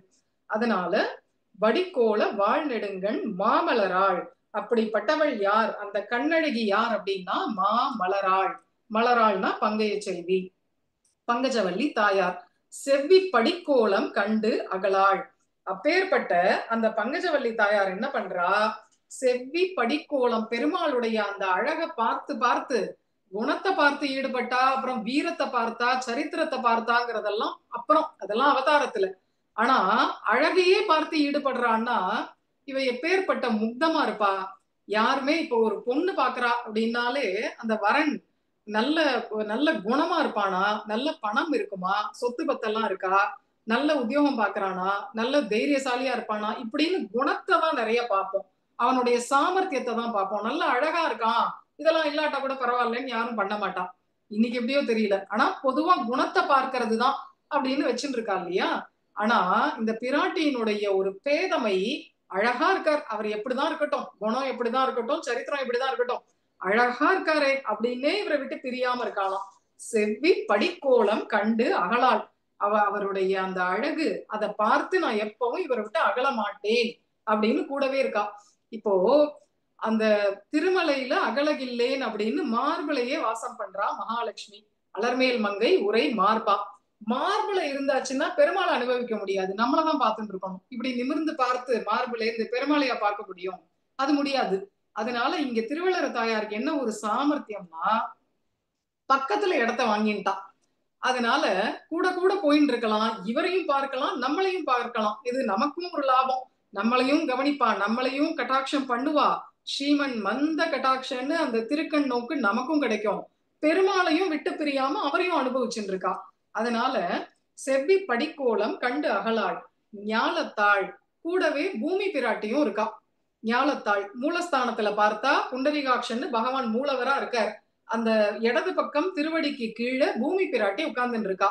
நாம திருவள்ளரை எப்படி அனுபவிக்கலாம்னா, நாம மேல மட்டும் பார்த்தா சூரியன் சந்திரன் சாமரம் வீசுறா, அந்த எம்பெருமான் இருக்கார். அதை பார்த்தா ரெண்டு பேர் சாமரம் வீசுறது, பெருமாள் இருக்கிறதுங்கிறத பார்த்தா நம்ம வானமாமலையில அப்படிதான் ரெண்டு கன்னிகைகள் சாமரம் வீசுவா, பெருமாள் ஏழ்ருப்பார், அந்த அழக பார்க்கலாம். நடுவுல ஆதிசேஷனும் அனந்தனும் கருடனும் இருக்கா, அது ஒரு விதமான அழகு. கீழே பார்த்தா, அதெல்லாம் விட்டுட்டு கீழே மட்டும் பார்த்தோம்னா பெருமாள் இருக்கார், ஒரு பக்கம் மார்க்கண்டேய மகரிஷி, ஒரு பக்கம் பூமி பிராட்டி. இதை பார்த்தா உப்பிலியப்பன் சேவையை பார்க்கலாம். இப்படி பலவிதமான கலவையா இங்க இருக்கார் பெருமாள், பலவிதமான அனுபவங்களை தரார். உப்பிலியப்பன் கோவில்ல அப்படித்தானே, ஒரு பக்கம் மார்க்கண்டேய மகரிஷி, ஒரு பக்கம் பூமி பிராட்டி. அதே போல இங்கேயும் ஞாலத்தாள் இருக்கா, பூமி பிராட்டி. அதனால தியான ஸ்லோகமே என்ன சொல்றதுன்னா க்ஷமா சேவிதகா அப்படின்னு சொல்றது. பூமி பிராட்டி எப்பவும் இவரை சேவிச்சுட்டு இருக்கா. அடிக்கோழி பின்னும் நலம் புரிந்த வெண்கொலோ. இந்த பூமி பிராட்டி இப்படி பாரிச்சுண்டு இந்த பகவான் இடத்துல ஆசையை பெருக்கிண்டு ஏன் காலடியிலேயே உட்காந்து சேவிச்சுட்டு இருக்கா அப்படின்னு பார்த்தா, இதுவோ லக்ஷ்மி கஷேத்திரம். லக்ஷ்மிக்கு ஆதிபத்தியம் தரத்துக்கு தான் பெருமாள் இங்க வந்திருக்கார், தந்துட்டார். லக்ஷ்மி பின்னாடியே தான் போயின்னு இருக்க போறார். பித்தர் பனிமலர் மேல் பாவைக்குன்னு போயின்னு இருக்க போறார். அப்ப நீ வந்து என்ன பிரயோஜனம், நீ இப்படி காலடியிலேயே உட்காந்து அவர் இடத்துல ஆசையை பெருக்கின்னு இருக்கியே, ஆகிலும் ஆசை விடாளாள் அப்படின்னு பெருக்கின்னு இருக்கியே அப்படின்னா, பூமி பிராட்டி ஹிருதயம் என்னவா இருக்கு, பங்கைய செல்வி நாச்சியார் வேணா பெருமாள் கிட்டயே ஈடுபட்டு இருக்கட்டும், எனக்கு ரெட்ட சம்பாவனை, நான் ஒரு மிதுனத்தினிடத்துல ஈடுபடுறேனே, எனக்கு மிதுனத்தினிடத்துல ஈடுபடுறதுக்கு கிடைக்கிறதே, இந்த திவ்ய தம்பதிகள் இடத்துல நான் ஈடுபடுறேனே, அவளுக்கு ஒருத்தர் தானே கிடைச்சார். பங்கைய செல்விக்கு புண்டரீகாட்சன்னு சுவாமி மட்டும்தான் கிடைச்சார், எனக்கோ ஒரு ஜோடி கிடைச்சிருக்கு, அதனால எனக்கு தான் ரெட்ட சம்பாவனை, நான் ஏன் விட போறேன் அப்படின்னு பூமி பிராட்டி காலடியிலேயே உட்கார்ந்து சேவிச்சுட்டு இருக்கா. கோலத்தால் இல்லை குறை. சரி, மகாலட்சுமியே அப்படி ஈடுபட்டு இருக்கா, பெருமாளே அவ பின்னாடி போறார், பூமி பிராட்டியே திருவடியில உட்கார்ந்து சேவிச்சுட்டு இருக்கா, அப்ப நமக்கெல்லாம் நம்மளெல்லாம் போனா கண்டுக்க போறாரா அப்படின்னு நினைக்க வேண்டாம். நாம போனாலும் இந்த பிராட்டிமார்களுக்கு நம்மை ஆட்படுத்தி நமக்கும் அனுகிரகம் பண்ணுவார். அதனால கோலத்தால் இல்லை குறை. எவ்வளவு பேர் வந்து அனுபவிச்சாலும் குறையில்லாத அழகு உடைய எம்பெருமான் புண்டரீகாட்சன். அவர் பங்கைய செல்வி நாச்சியாரோட நித்திய சேர்த்தி பண்ணக்கூடிய க்ஷேத்திரம். அடுத்தது பேயாழ்வார். பேயாழ்வாருடைய ஒரு பாசுரத்திலையும் இந்த ஒரு பிரஸ்தாவம் நமக்கு கிடைக்கிறது, தாயார் பிரஸ்தாவம். மனத்துள்ளான் மா கடல் நீருள்ளான் மலராள் தனத்துள்ளான் அப்படின்னு ஒரு பேயாழ்வார் பாசுரம். எம்பெருமான் உகந்து வாசம் பண்ணக்கூடிய இடங்களை எல்லாம் அப்படியே சொல்லிண்டே வரார் பேயாழ்வார். 3ஆம் திருவந்தாதி 3வது பாசுரம் அதுல சொல்லின்னு வரார். முதல்ல மனத்துள்ளான், முதல்ல பெருமாளுடைய ஸ்தானம் ஹிருதயத்துல இருக்கிறவர். நம்ம எல்லாருக்கும் ஹிருதயம் இருக்கு இல்லையா, அது அது தாமர புஷ்பம், கமுத்து போட்ட தாமர புஷ்பம் மாதிரி இருக்குமா. நம்ம அந்த ஹார்ட்டோடைய படத்தை பார்த்தாலும் அப்படிதான் இருக்கு, கவுத்து போட்ட ஒரு தாமரை புஷ்பம் போல ஹிருதயம் இருக்கும். அதற்குள்ள அந்த அந்த ஹிருதயத்துக்குள்ள அந்த கமலத்துக்குள்ள வியாபித்து பறந்து இருக்கிறவருங்கிறதுனாலதான் ஹிருதயத்துல அந்தரியாமியா இருக்கிற எம்பெருமானுக்கு புண்டரீகாட்சன்னே பெயர். அதாவது நமக்கு இதனுடைய இலக்கணம் என்னன்னா, ஹிருதயாக்கியம் புண்டரீகம் அக்ஷ்ணோதி வியாப்னோதி இது புண்டரீகாட்சகா அப்படின்னு இதற்கு இலக்கணம். ஹிருதயாக்கியம் புண்டரீகம், ஹிருதயம் ஒரு தாமரைய போல இருக்கு, அதற்கு புண்டரீகம்னு பெயர். அந்த ஹிருதயத்துக்குள்ளே அந்தரியாமியா இருக்கும் எம்பெருமானுக்கு தான் புண்டரீகாட்சம்னு பெயர். அப்போ திருவள்ளரைக்கு வரத்துக்கு முன்னையே எல்லா ஜீவன்களுடைய ஹிருதயமும் புண்டரீகாட்சனுக்கு ஸ்தானம். எப்ப அப்படி இருக்காரோ அங்கேயும் லக்ஷ்மி தேவியோட தான் இருக்கார். எப்ப புண்டரீகாட்சனோ லக்ஷ்மியை விட்டு பிரியாதவராதான் இருப்பார். ராமர்னா யாருன்னா சீதாலோலன், கண்ணன்னா யாருன்னா கோபி லோலன், ருக்மிணி லோலன். அது போல இங்க புண்டரீகாட்சன்னா யாருன்னா லக்ஷ்மி லோலன். அதனால ஹிருதயத்துல அந்தரியாமியா இருந்தாலும் லக்ஷ்மியோட சேர்ந்துதான் இருப்பார். அப்போ ஹிருதய பாகம் அதுல இவருக்கு ஒரு ஸ்தானம் இருக்கு. ஹிருதயத்துல பெருமாள் புண்டரீகாட்சனா இருக்கார். இது ஏதோ லக்ஷ்மி ஹிருதயத்துலதான், திருவள்ளர பெருமாளை குலதெய்வமா கொண்டவா ஹிருதயத்துலதான் இல்ல, ஈயெறும்புல இருந்து பிரம்மா வரைக்கும் எல்லாரு ஹிருதயத்திலையும் இருக்கிற பெருமாளுக்கு புண்டரீகாட்சன் தான் திருநாமம் அப்படின்னு சாஸ்திரம் சொல்றது. இது முதல் ஸ்தானம் பேயாழ்வாருடைய கூற்றுப்படி. 2வது மா கடல் நீருள்ளான், திருப்பார்கடல் க்ஷீராப்தி, அது லக்ஷ்மியினுடைய பிறந்தகம். அதனால அங்க ரொம்ப உல்லாசமா பாம்பனையப்பனா சயனம் கொண்டு இருக்கார். அது 2வது ஸ்தானம். 3வது மலராள் தனத்துள்ளான். மலராள் அப்படின்னா பங்கைய செல்வி நாச்சியார், அவளுடைய திருமார்புகள் திருமுலை தடங்கள்ல இவர் எப்பவும் இருக்காராம். மலராள் தனத்துள்ளான். அதனால அதாவது லக்ஷ்மி தேவியினுடைய திருமேனி ஒரு கற்பக கொடி போல இருக்கும், அவளுடைய திருமுலை தடங்கள் ஒரு பூங்கொத்து போல இருக்கும். அந்த பூங்கொத்தை எப்போதும் சுற்றி வரக்கூடிய வண்டு போல பெருமாள் இருப்பார் அப்படின்னு எல்லாம் ரசிச்சிருக்கா பூர்வாச்சாரியர்கள். லக்ஷ்மி கல்பலத உத்துங்க ஸ்தனஸ்தபக சஞ்சலகா அப்படின்னு எல்லாம் ரசிக்கிறான். லக்ஷ்மி தேவியினுடைய பூங்கொத்து போன்ற திருமார்புகளை வட்டமிடக்கூடிய அழகான வண்டு பிரமரம், அதுதான் பெருமாளும். அதனால மலராள் தனத்துள்ளான்னு ஒரு ஸ்தானம் பெருமாளுக்கு உண்டு, ரொம்ப உகந்த ஸ்தானம். இதுக்கு மேல வேற ஒண்ணுன்னு எடுத்துன்னு போல பேயாழ்வார். முதல்ல மனத்துள்ளான்கிறார், அப்புறம் மாக்கடல் நீருள்ளான், மலராள் தனத்துள்ளான் சொல்லிட்டு பக்கத்துல இன்னொரு ஸ்தானம் சொன்னாருன்னு இல்ல. அதுல இருந்து என்ன தெரியறது, பங்கைய செல்வியினுடைய திருமார்புகள்ல ஈடுபட்டாச்சுன்னா அவரே இன்னொரு ஸ்தானத்தை தேடி ஓட மாட்டாராம். இப்ப நாமெல்லாம் லக்ஷ்மி டாலர்னு போட்டுக்கிறோம், ஆனா தாயாருக்கு எப்படின்னா தாயாருக்கு பெருமாளே தான் டாலர், தாயாருக்கு விஷ்ணு டாலர்னு சொல்லணும். நாமெல்லாம் லக்ஷ்மி டாலர்னு ஒரு பதக்கம் போட்டுப்போம். தாயாருக்கு புண்டரீகாட்ச டாலர், பெருமாளே தான் டாலர்.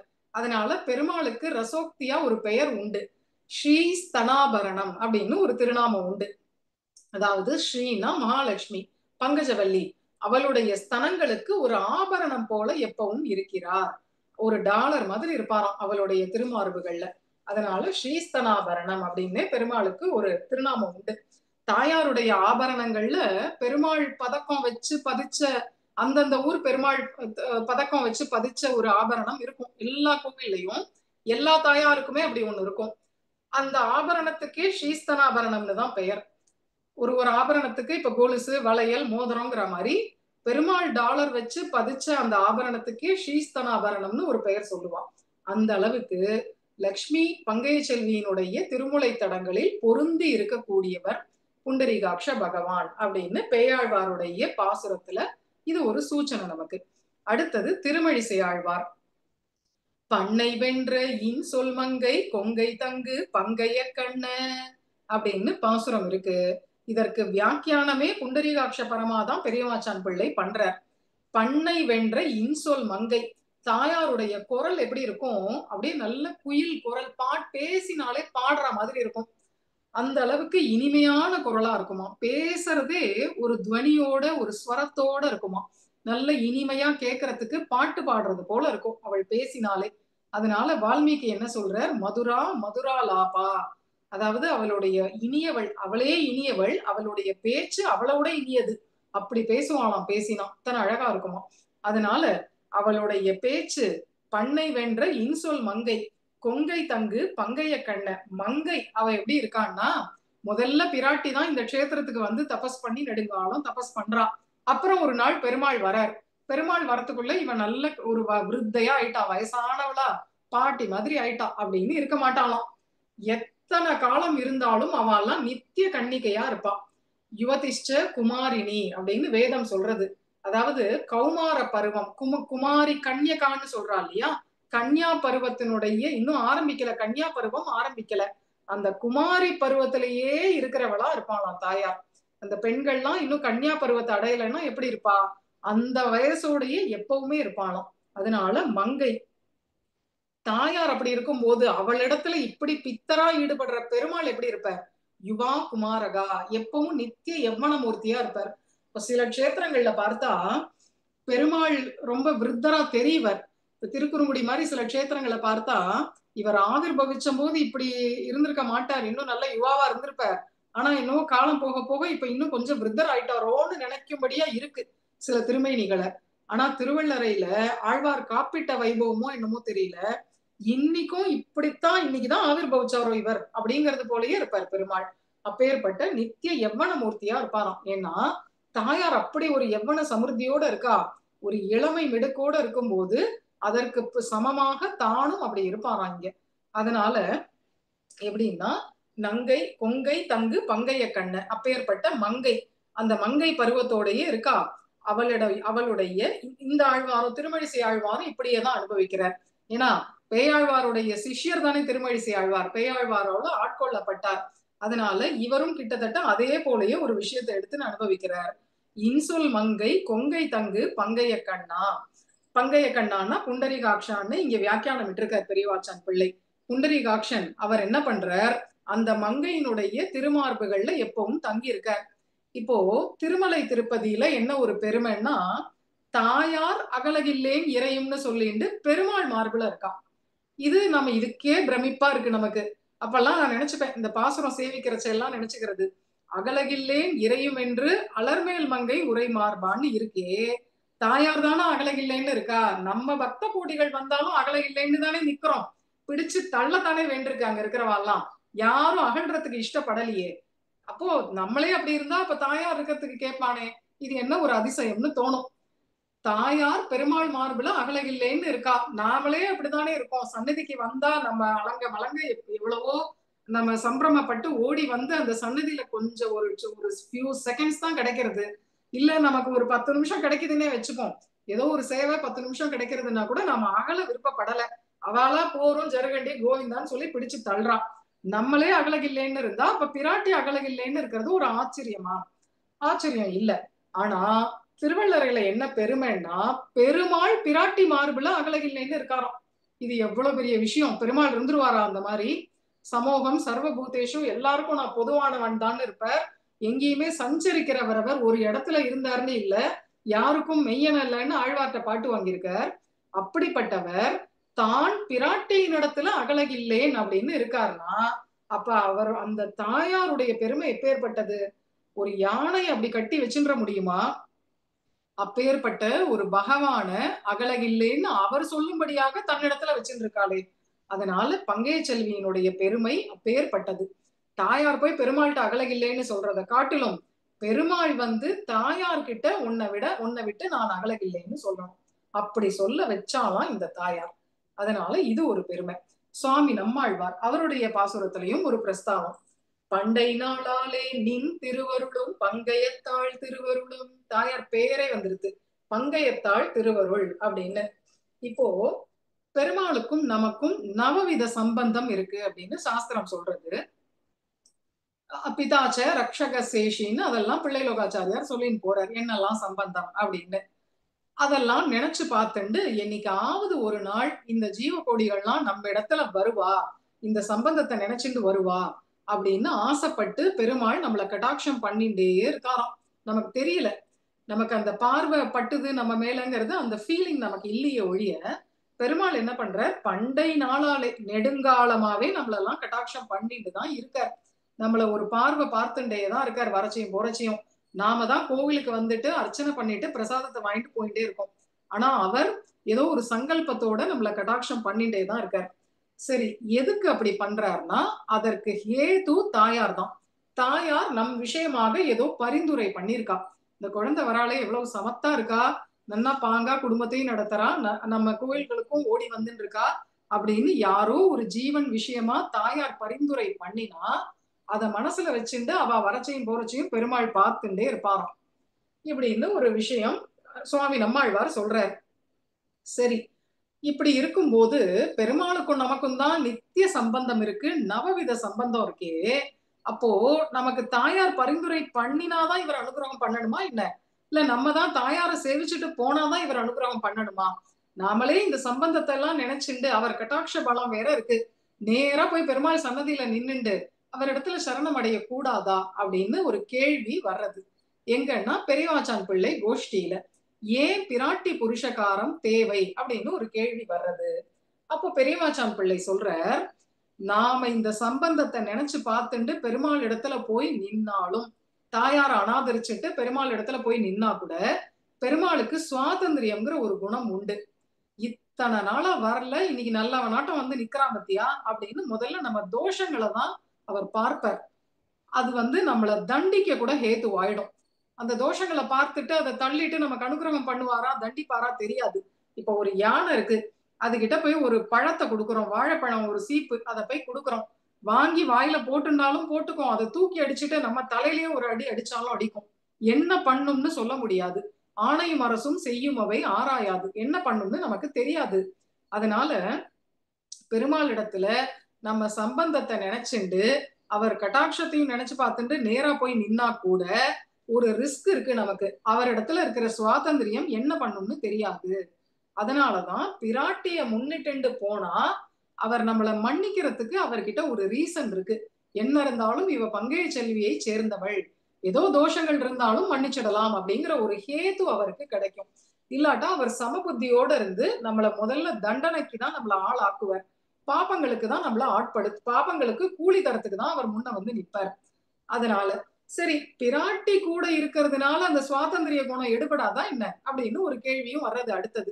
பிராட்டி கூட இருக்கா, சரி, பிராட்டி கூட இருந்தாலும் பிராட்டியின் இடத்துல வேணா காதல் இருக்குமே ஒழிய நம்மளை பார்த்தா சுவாதந்திரியம் தானே வரும் அப்படின்னா அதற்கும் ஒரு பதில் பெரியவாச்சான் பிள்ளை என்ன சொல்றார், அவள் அருகே இருக்க சுவாதந்திரியம் ஜீவியாது.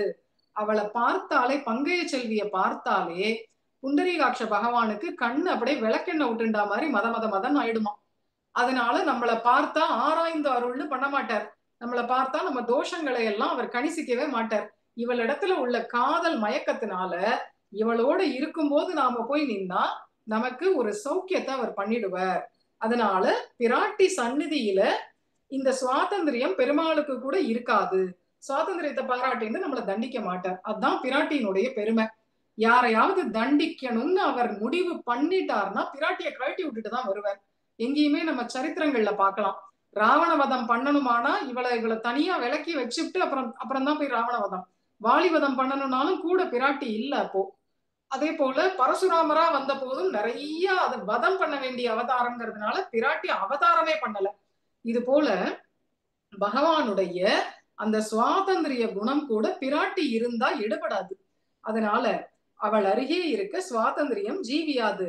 அதனால நமக்கு என்னன்னா, பிராட்டி கூட இருக்கும் போது போய் ஆசிரியிச்சுட்டோம்னா நமக்கு நல்ல ஹிதம். அதுதான் பிராட்டி புருஷகாரத்துக்கு நமக்கு இங்க என்ன ஒரு பாக்கியம்னா, இப்ப ஸ்ரீரங்கம் இருக்கு. ஸ்ரீரங்கத்துல பெரிய பெருமாள்கிட்ட போறச்சே பூர்வர்கள்லாம், பூர்வ ஆச்சாரியர்கள்லாமே, நான் சொல்றது பூர்வாச்சாரியர்கள்லாம் இப்படியே வடக்கு வாசல் வழியா வந்து ரெங்கநாச்சியார சேவிச்சுட்டு பிராட்டியோட அனுமதியோட தான் நேரா பெரிய பெருமாள் சன்னதிக்கு போறதுன்னு வச்சுட்டு இருந்திருக்கா ஒரு பழக்கம். இன்னைக்கு நமக்கு அப்படி இல்ல. எப்போ ஃப்ரீ தர்ஷன், எப்ப கட்டண தர்ஷன், எப்ப கூட்டம் இல்லாம இருக்கும்னு பார்த்துன்னு போக வேண்டியதா இருக்கு. ஆனா அவெல்லாம் அந்த கிரமத்துல போறதுன்னு தான் வச்சுட்டு இருந்திருக்கா. நமக்கு அப்போ என்ன ஆகுது, ஸ்ரீரங்கத்துல எல்லாம் நம்ம அந்த தாயாரை சேவிச்சுட்டு ரெங்கநாச்சியாரை சேவிச்சுட்டு அப்புறம் பெரிய கோவிலுக்கு போனோம். இங்க திருவல்லிக்கேணினா கூட வேதவழி தாயாரை சேவிச்சுட்டு அப்புறம் மன்னாதர்கிட்ட போகணும் அப்படின்னு இருக்கு. ஆனால் திருவள்ளுறையில அந்த சிரமமே நமக்கு இல்ல. பிராட்டி புருஷகாரத்துக்கு தனியா ஒரு சன்னதிக்கு போய் அனுமதி வாங்கிட்டு தான் இங்க வரணும்னு இல்லாம, நேரா நம்ம போய் நின்னாலே பிராட்டி கூடவே இருக்கா. வான்னு அதுவும் ஆஹ்வான ஹஸ்தத்தை காட்டிட்டு பத்மஹஸ்தையா இருக்கா. பெண்ணரசு நாடு வேற, இவளுக்கு கேட்ட வரத்தை தந்தாகணும். அதனால பிராட்டிய பிடிச்சுக்கிறது தான் சாமர்த்தியம் இந்த க்ஷேத்திரத்துல. அப்போ பிராட்டி புருஷகாரத்துக்கு கூட நம்ம தனி சந்நிதி போக வேண்டாம்ங்கிறது போல ரெண்டு பேரும் ஒரே ஆசனத்துல ஏக சந்நிதியில இருக்கா. அப்படிங்கறதுனால இந்த இந்த பெருமை இந்த பிராட்டிக்கே ஒரு தனியான பெருமை. பங்கை செல்வி நாச்சியாருக்கு இல்ல. நான் இப்ப வந்து ஒரு பிரபண்ணன் ஓடி வரான், இப்ப உற்சவ காலம், உற்சவ நேரத்துல வந்துட்டேன், தாயார் மேல இருப்பா, மேல போய் பார்த்துட்டு அப்புறம் கீழே வரேன்னு கூட இல்ல. கீழே வந்தாலே தாயாரோட தான் பெருமாள் இருப்பார். உற்சவத்துக்கு புறப்பட்டா கூட தாயாரோட தான் புறப்படுவார். அதனால இப்போ எம்பெருமானார் என்ன பண்ணினார், ரெங்கநாச்சியாரோட நம்பெருமாள் வருஷத்துக்கு ஒரு நாள் தான் சேர்த்தி பங்குனி உத்திரம், அந்த நாள் வரைக்கும் காத்துன்னு இருந்து அன்னைக்கு போய் கத்தியத்திரயம் பாடினார், அன்னைக்கு போய் சரணாகதி பண்ணினார்.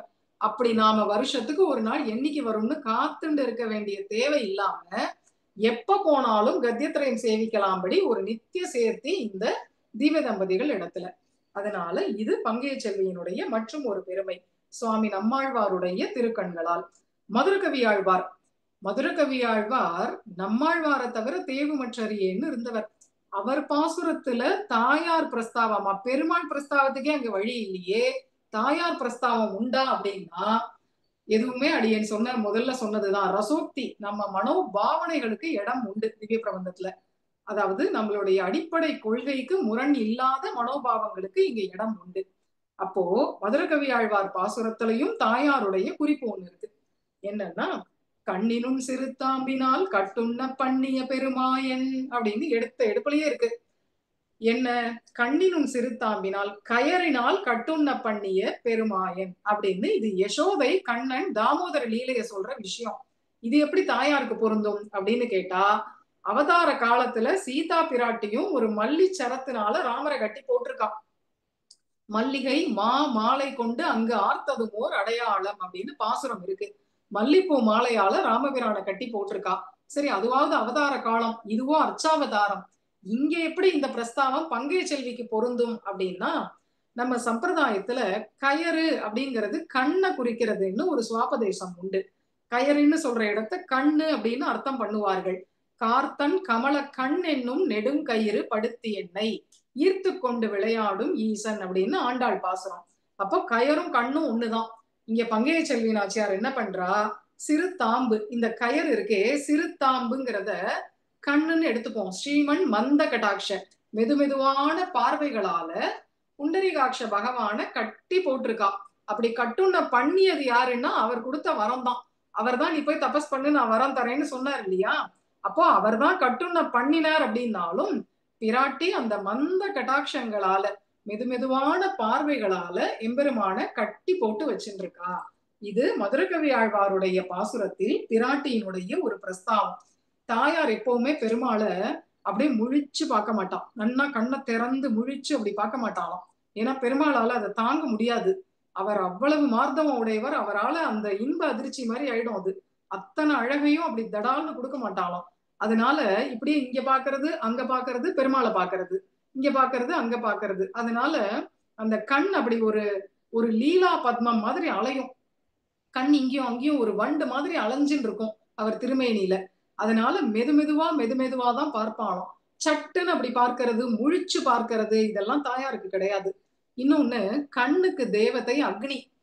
பெருமாளுடைய திருமேனியோ ரொம்ப சௌகுமாரியமானது. ரொம்ப முழிச்சு பார்த்தா அந்த திருமேனிக்கே கண்ணி போயிடுமோ, சுட்டுடுமோ அப்படின்னு ஒரு ஒரு ஒரு ஒரு எண்ணம் உண்டு பிராட்டிக்கு. ஒரு அது அது போல அப்படியெல்லாம் அந்த மனோபாவனை இருக்கும். அதனால முழிச்சு பார்த்துடாம மெல்ல அப்படியே மெல்ல மெல்ல, அதுக்குதான் ஸ்ரீமன் மந்த கட்டாட்ச அப்படின்னு சொல்றது. எப்பவுமே குரு கடாட்சம்னு சொல்லும் போது பரிபூர்ணம்னு சொல்லுவோம். ஆச்சாரியர்கள்லாம் கண்ணை நன்னா விழிச்சு நம்மள பாப்பா. அந்த அந்த அக்னியில நம்ம அஜ்ஞானம் பொசுங்கினாதான் உண்டு. ஆனா பிராட்டி எப்பவுமே மெதுமெதுவா தான் நம்மள பார்ப்பா. பெருமாளையும் அப்படிதான் பார்ப்பா. அதனால சிறு தாம்பு, சின்ன கண்கள், மெதுமெதுவான அந்த பார்வைகளால் புண்டரீகாட்ச பகவானை பங்கைய செல்வி நாச்சியார் கட்டுண்ண பண்ணி வச்சுட்டு இருக்கா, கட்டுப்படுத்தி வச்சுட்டு இருக்கா. அப்படி கட்டுண்ண பண்ணிய பெருமாயனே இவர்தான். இவர் வந்து நீ பெண்ணரசா இரு, இந்த நாட்டை ஆள் அப்படின்னு வரம் கொடுத்தார். செங்கோலாட்சி கொடுத்தாரோ இவளும் அப்படி அவரை கட்டி போட்டு வச்சுட்டு இருக்கா அப்படின்னு இதை அனுபவிக்கலாம். குலசேகர ஆழ்வார் திருமகளோடு இனிதமர்ந்த செல்வன் அப்படின்னு ஒரு வாக்கியம் இருக்கு இவர் பாசுரத்துல, பெருமாள் திருமொழியில. அவதார காலங்கள்ல ராமாவதாரம்னு எடுத்துட்டா ஒரு 12 வருஷம் 14 வருஷம் காட்டு வாழ்க்கைன்னு போனார். அதுல ஒரு 13 வருஷம் திருமகளோட நன்னா இனிது இருந்தார். அதுவும் அயோத்தியில இருக்கும் போது கூட அவ அவ்வளவு நெருங்கி பழகலையாம். பெரியவாள்லாம் இருக்கான்னு ரொம்ப தயங்கி தயங்கி பழகுவாளாம் பிராட்டி. காட்டுக்கு வந்த அப்புறம்தான் கொஞ்சம் நெருங்கி பழகினாலாம் பெருமாளோட. அதனால பெருமாளே என்ன அவளை சீண்டு வாராம், நாட்டுல இருக்கும் போது கஞ்சத்தனப்பட்டு உன்னை கொடுத்த, காட்டுல வந்தப்புறம் உனக்கு உதார குணம் ஜாஸ்தி ஆயிடுத்து, எனக்கு நன்னா உன்னை கொடுக்கறியே அப்படின்னு கொஞ்சம் கேலி கிண்டல் பண்ணி சீண்டி பாப்பாராம், லட்சப்படுத்தி பாப்பாராம். அது ஒரு வழக்கம் அவருக்கு. அவதார காலங்கள்ல அப்படி ரொம்ப சில காலம்தான் பிராட்டிக்கும் பெருமாளுக்கும் அப்படி எல்லாம் சேர்ந்து இருக்க கிடைச்சது. ஒரு 13 வருஷம்தான். அப்புறம் திருப்பியும் நாட்டுக்கு வந்தார்கள், ஒரு அப்பவாதம் ஏற்பட்டது, அவ்வளவுதான் பிரிஞ்சுட்டார்கள் அப்படின்னு ஆறுது. அதனால அவதார காலங்கள்ல திருமகளோட அமர்ந்தாரை ஒழிய இனிது அமரல. கிருஷ்ணாவதாரம்னு எடுத்துட்டா ருக்மிணி என்னமோ கடிதம் எழுதினா இவரும் ஆர்ப்பாட்டமா கிளம்பி போய் தேர்ல அவளை அழைச்சின்னு வந்தார். ஒரே ராத்திரியில ஊருக்கு கொண்டு வந்தார். எல்லாம் பண்ணினாலும் அப்புறம் வரிசையா ஒவ்வொரு பிராட்டிமாரா திருக்கல்யாணம் பண்ணிட்டார். அப்புறம் பாண்டவாள்லாம் கஷ்டப்படுறான்னு அடிக்கடி அந்த இந்திரபிரஸ்தத்துக்கும் குருட்சேத்திரத்துக்கும் ஓடுறதுக்கே நேரம் சரியா இருந்தது. அப்போ இவ்வளவு அலமளப்பு பட்டு தாயார சம்பாதிச்சிருந்தோம், அவளோட பெருசா டைம் ஸ்பெண்ட் பண்ண முடியல இவரால. ருக்மிணிக்கு கூட எப்பவாவது 2-3 வருஷத்துக்கு ஒரு தடவை தான் கண்ணனோட தனியா இருக்கிறதுக்கு சந்தர்ப்பம் கிடைக்குமா.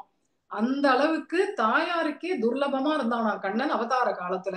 அப்ப என்ன ஆறுது, அவதாரத்துல எல்லாம் திருமகளோடு அமர்ந்த செல்வன், ஏதோ பேருக்கு அவளும் இருந்தா இவரும் இருந்தார் அப்படின்னு தான் இருக்கே ஒழிய இனிதமர்ந்த செல்வனா இல்ல. திருவள்ளரையில தான் திருமகளோடு இனிதமர்ந்த செல்வன். செல்வன் அப்படின்னா பங்கைய செல்வியினுடைய அந்த நாயகன் செல்வன், செல்வனா இருக்கார். எப்படின்னா இங்க திருவள்ளரையில 2 ஆழ்வார்கள் மங்களாசாசனத்தை பெற்றுண்டு இனிது அமர்ந்தார். அதை விட முக்கியம் என்னன்னா 2 ஆச்சாரியர்கள் அவ உபய வேதாந்தங்களையும் கேட்டுண்டு இனிதமர்ந்த செல்வனாக இருக்கார். ஏன்னா உய்ய கொண்டார் அவர் திவ்ய பிரபந்த பிரவர்த்தகர், எங்களாழ்வான் ஸ்ரீபாஷ்ய பிரவர்த்தகர். 2 பேருமே உபய வேதாந்த போஷகர்களாக இருந்திருக்கார்கள். தமிழ் வேதத்துக்கு போஷகரா இருந்தவர் உய்ய கொண்டார். நமக்கு இது வடமொழி ஸ்ரீபாஷ்யமா இருக்கக்கூடிய அதற்கு போஷகராக இருந்தவர் எங்களாழ்வான். அப்போ உபய வேதாந்த பிரவர்த்தகர்களையும் இங்க தோற்றுவித்து அவளுடைய அந்த ஸ்ரீசூக்திகள் எவ்வளவு காலக்ஷேபமா சாதிச்சிருப்பா, எவ்வளவு சந்த அருளி செயல் சந்த ஆயிருக்கும், அதையெல்லாம் கேட்டுண்டு இனிதமர்ந்த செல்வனாக இருக்கார். திருவள்ளரையில இன்னமும் இருக்கார். மேலும் விஷ்ணு புராணத்துக்கு எங்களாழ்வான் விஷ்ணு சித்தியம்னு ஒரு உரை வேற எழுதினார். நம்ம ஸ்ரீ வைஷ்ணவாளுக்கெல்லாம் 18 புராணங்கள்ல முக்கியமானது விஷ்ணு புராணம் தான். அதைத்தான் எல்லாரும் பரம பிரமாணமாக எடுத்துப்பார்கள். அந்த விஷ்ணு புராண கர்த்தாவான பராசரருக்கு ஒரு கைமாறு பண்ணணும் அப்படின்னு தான் எம்பெருமானாரே கூரத்தாழ்வான் திருக்குமாரர்ல ஒருவருக்கு பராசர பட்டர்னு பெயரையே வைக்கிறார். அந்த அளவுக்கு எம்பெருமானாரே மிகவும் ஈடுபடக்கூடியது விஷ்ணு புராணம். அதற்கு விஷ்ணு சித்தியம்னு ஒரு உரை இவர் எழுதி அங்க எத்தனை காலக்ஷேபம் சாதிச்சிருப்பார். நமக்கு சீதையும் ராமரும் சேர்ந்து ராமாயணம் கேட்கல, கண்ணனும் ருக்மிணியும் சேர்ந்து சகசரநாமம் கேட்கல. ஆனா திருவள்ளரை திவ்ய தம்பதிகள் சேர்ந்து விஷ்ணு சித்தியம் எத்தனை தரம் கேட்டிருப்பான். அதனால திருமகளோடு இனிதமர்ந்த செல்வன் அப்படிங்கிறது திருவள்ளரை எம்பெருமான் தான். அடுத்தது பெரியாழ்வார். பெரியாழ்வார் இங்க மங்களாசாசனமே பண்ணியிருக்கார். அதுலயும் இது பெண்ணரசு நாடா இருக்கிறதுனால சாற்று பாசுரத்தை தாயார் பரமாவே மங்களாசாசனம் பண்றார். போதமர் செல்வ கொழுந்து புனர் திருவள்ளரை யானை அப்படின்னு மங்களாசாசனம். இதற்கு மாமுனிகள் வியாக்கியானம் விடுறார். அழகா ஒரு வார்த்தை சொல்றார் மாமுனிகள். பங்கைய செல்வி அப்படின்னு இல்லையா பிராட்டிக்கு திருநாமம், அதுல இருந்தே நமக்கு தெரியலையா, அவள் அந்த தாமரை பூ, அவளுடைய பிறந்தாகமா இருக்கக்கூடிய தாமரை பூவை கூட விட்டுவிட்டு அகலகில்லேன் அப்படின்னு க்ஷணகாலமும் பெருமாளை பிரியாம இங்க வந்து திருவள்ளரையில இவரோட நித்திய சம்ஸ்லேஷம் பண்ணும்படியாக இங்க திருவள்ளரையில இருக்கிற எம்பெருமானை தாயார் என்ன பண்றா, கோல் தேடி ஓடும் கொழுந்தது அப்படின்னு பிடிச்சுட்டு இருக்காளாம். அதாவது ஒரு ஒரு கொடி நாம தரையில விடுறோம் அப்படின்னா அது என்ன பண்ணும், தரையில படராது, பக்கத்துல ஒரு குச்சி அதுக்கு நடணும். அந்த குச்சியை பிடிச்சு பிடிச்சு பிடிச்சுன்னு அது ஏறிடும். அந்த குச்சியை கொஞ்சம் தள்ளி வச்சுட்டு கொடிக்கு நம்ம பூமியில போட்டாலும் அந்த தள்ளி வந்து அந்த குச்சியை பிடிச்சுன்றோம். அது போல இங்க தாயார் என்ன பண்றா, எப்படி ஒரு கொடி அந்த குச்சியை தேடி தேடி ஓடுமோ அது போல கொடி மாதிரி பூங்கொடி ஆட்டம் போதமர் செல்வ கொழுந்து, கொழுந்து கொடி போல இருக்கிற இந்த தாயார் அந்த பெருமாள்ங்கிற அந்த ஆதாரத்தை தேடி தேடி ஓடுறான். அதான் எப்ப பாரு உற்சவாதிகள் எங்க வந்தாலும் கூடவே போயிடுறான். அந்த ஆதாரத்தை விட்டுட்டு என்னால சமாளிச்சுக்க முடியாது அப்படின்னு எப்ப போனாலும் கூடவே போயிடுறான். அது பார்த்தா எப்படி இருக்கான் மாமுனிகளுக்கு, ஒரு கொடி எப்படி ஒரு குச்சியை தேடி ஓடுமோ அது போல இருக்கு, அந்த ஆதாரத்தை தேடி ஓடுமோ அது போல இவளும் தனக்கு ஆதாரம் இவர் தான் அப்படின்னு இவர் எங்க கிளம்பினாலும் இவர் கூடவே ஓடிடுறான். அது எந்த அளவுக்குன்னா, ராகவத்வே பவத் சீதா ருக்மிணி கிருஷ்ண ஜென்மணி தேவத்வே தேவதேகேயம் மனுஷத்வேச்ச மானுஷி, என்ன அவதாரம் பண்ணினாலும் நானும் கூட வருவேன் அப்படின்னு ஓடி ஓடி வந்துடுறான். எல்லா அவதாரத்திலையும் லக்ஷ்மிக்கு இடம் உண்டு. பூமி நீலா தேவிகள்லாம் சிற்சில அவதாரங்கள்ல தான் சேர்ந்துக்கிறான்.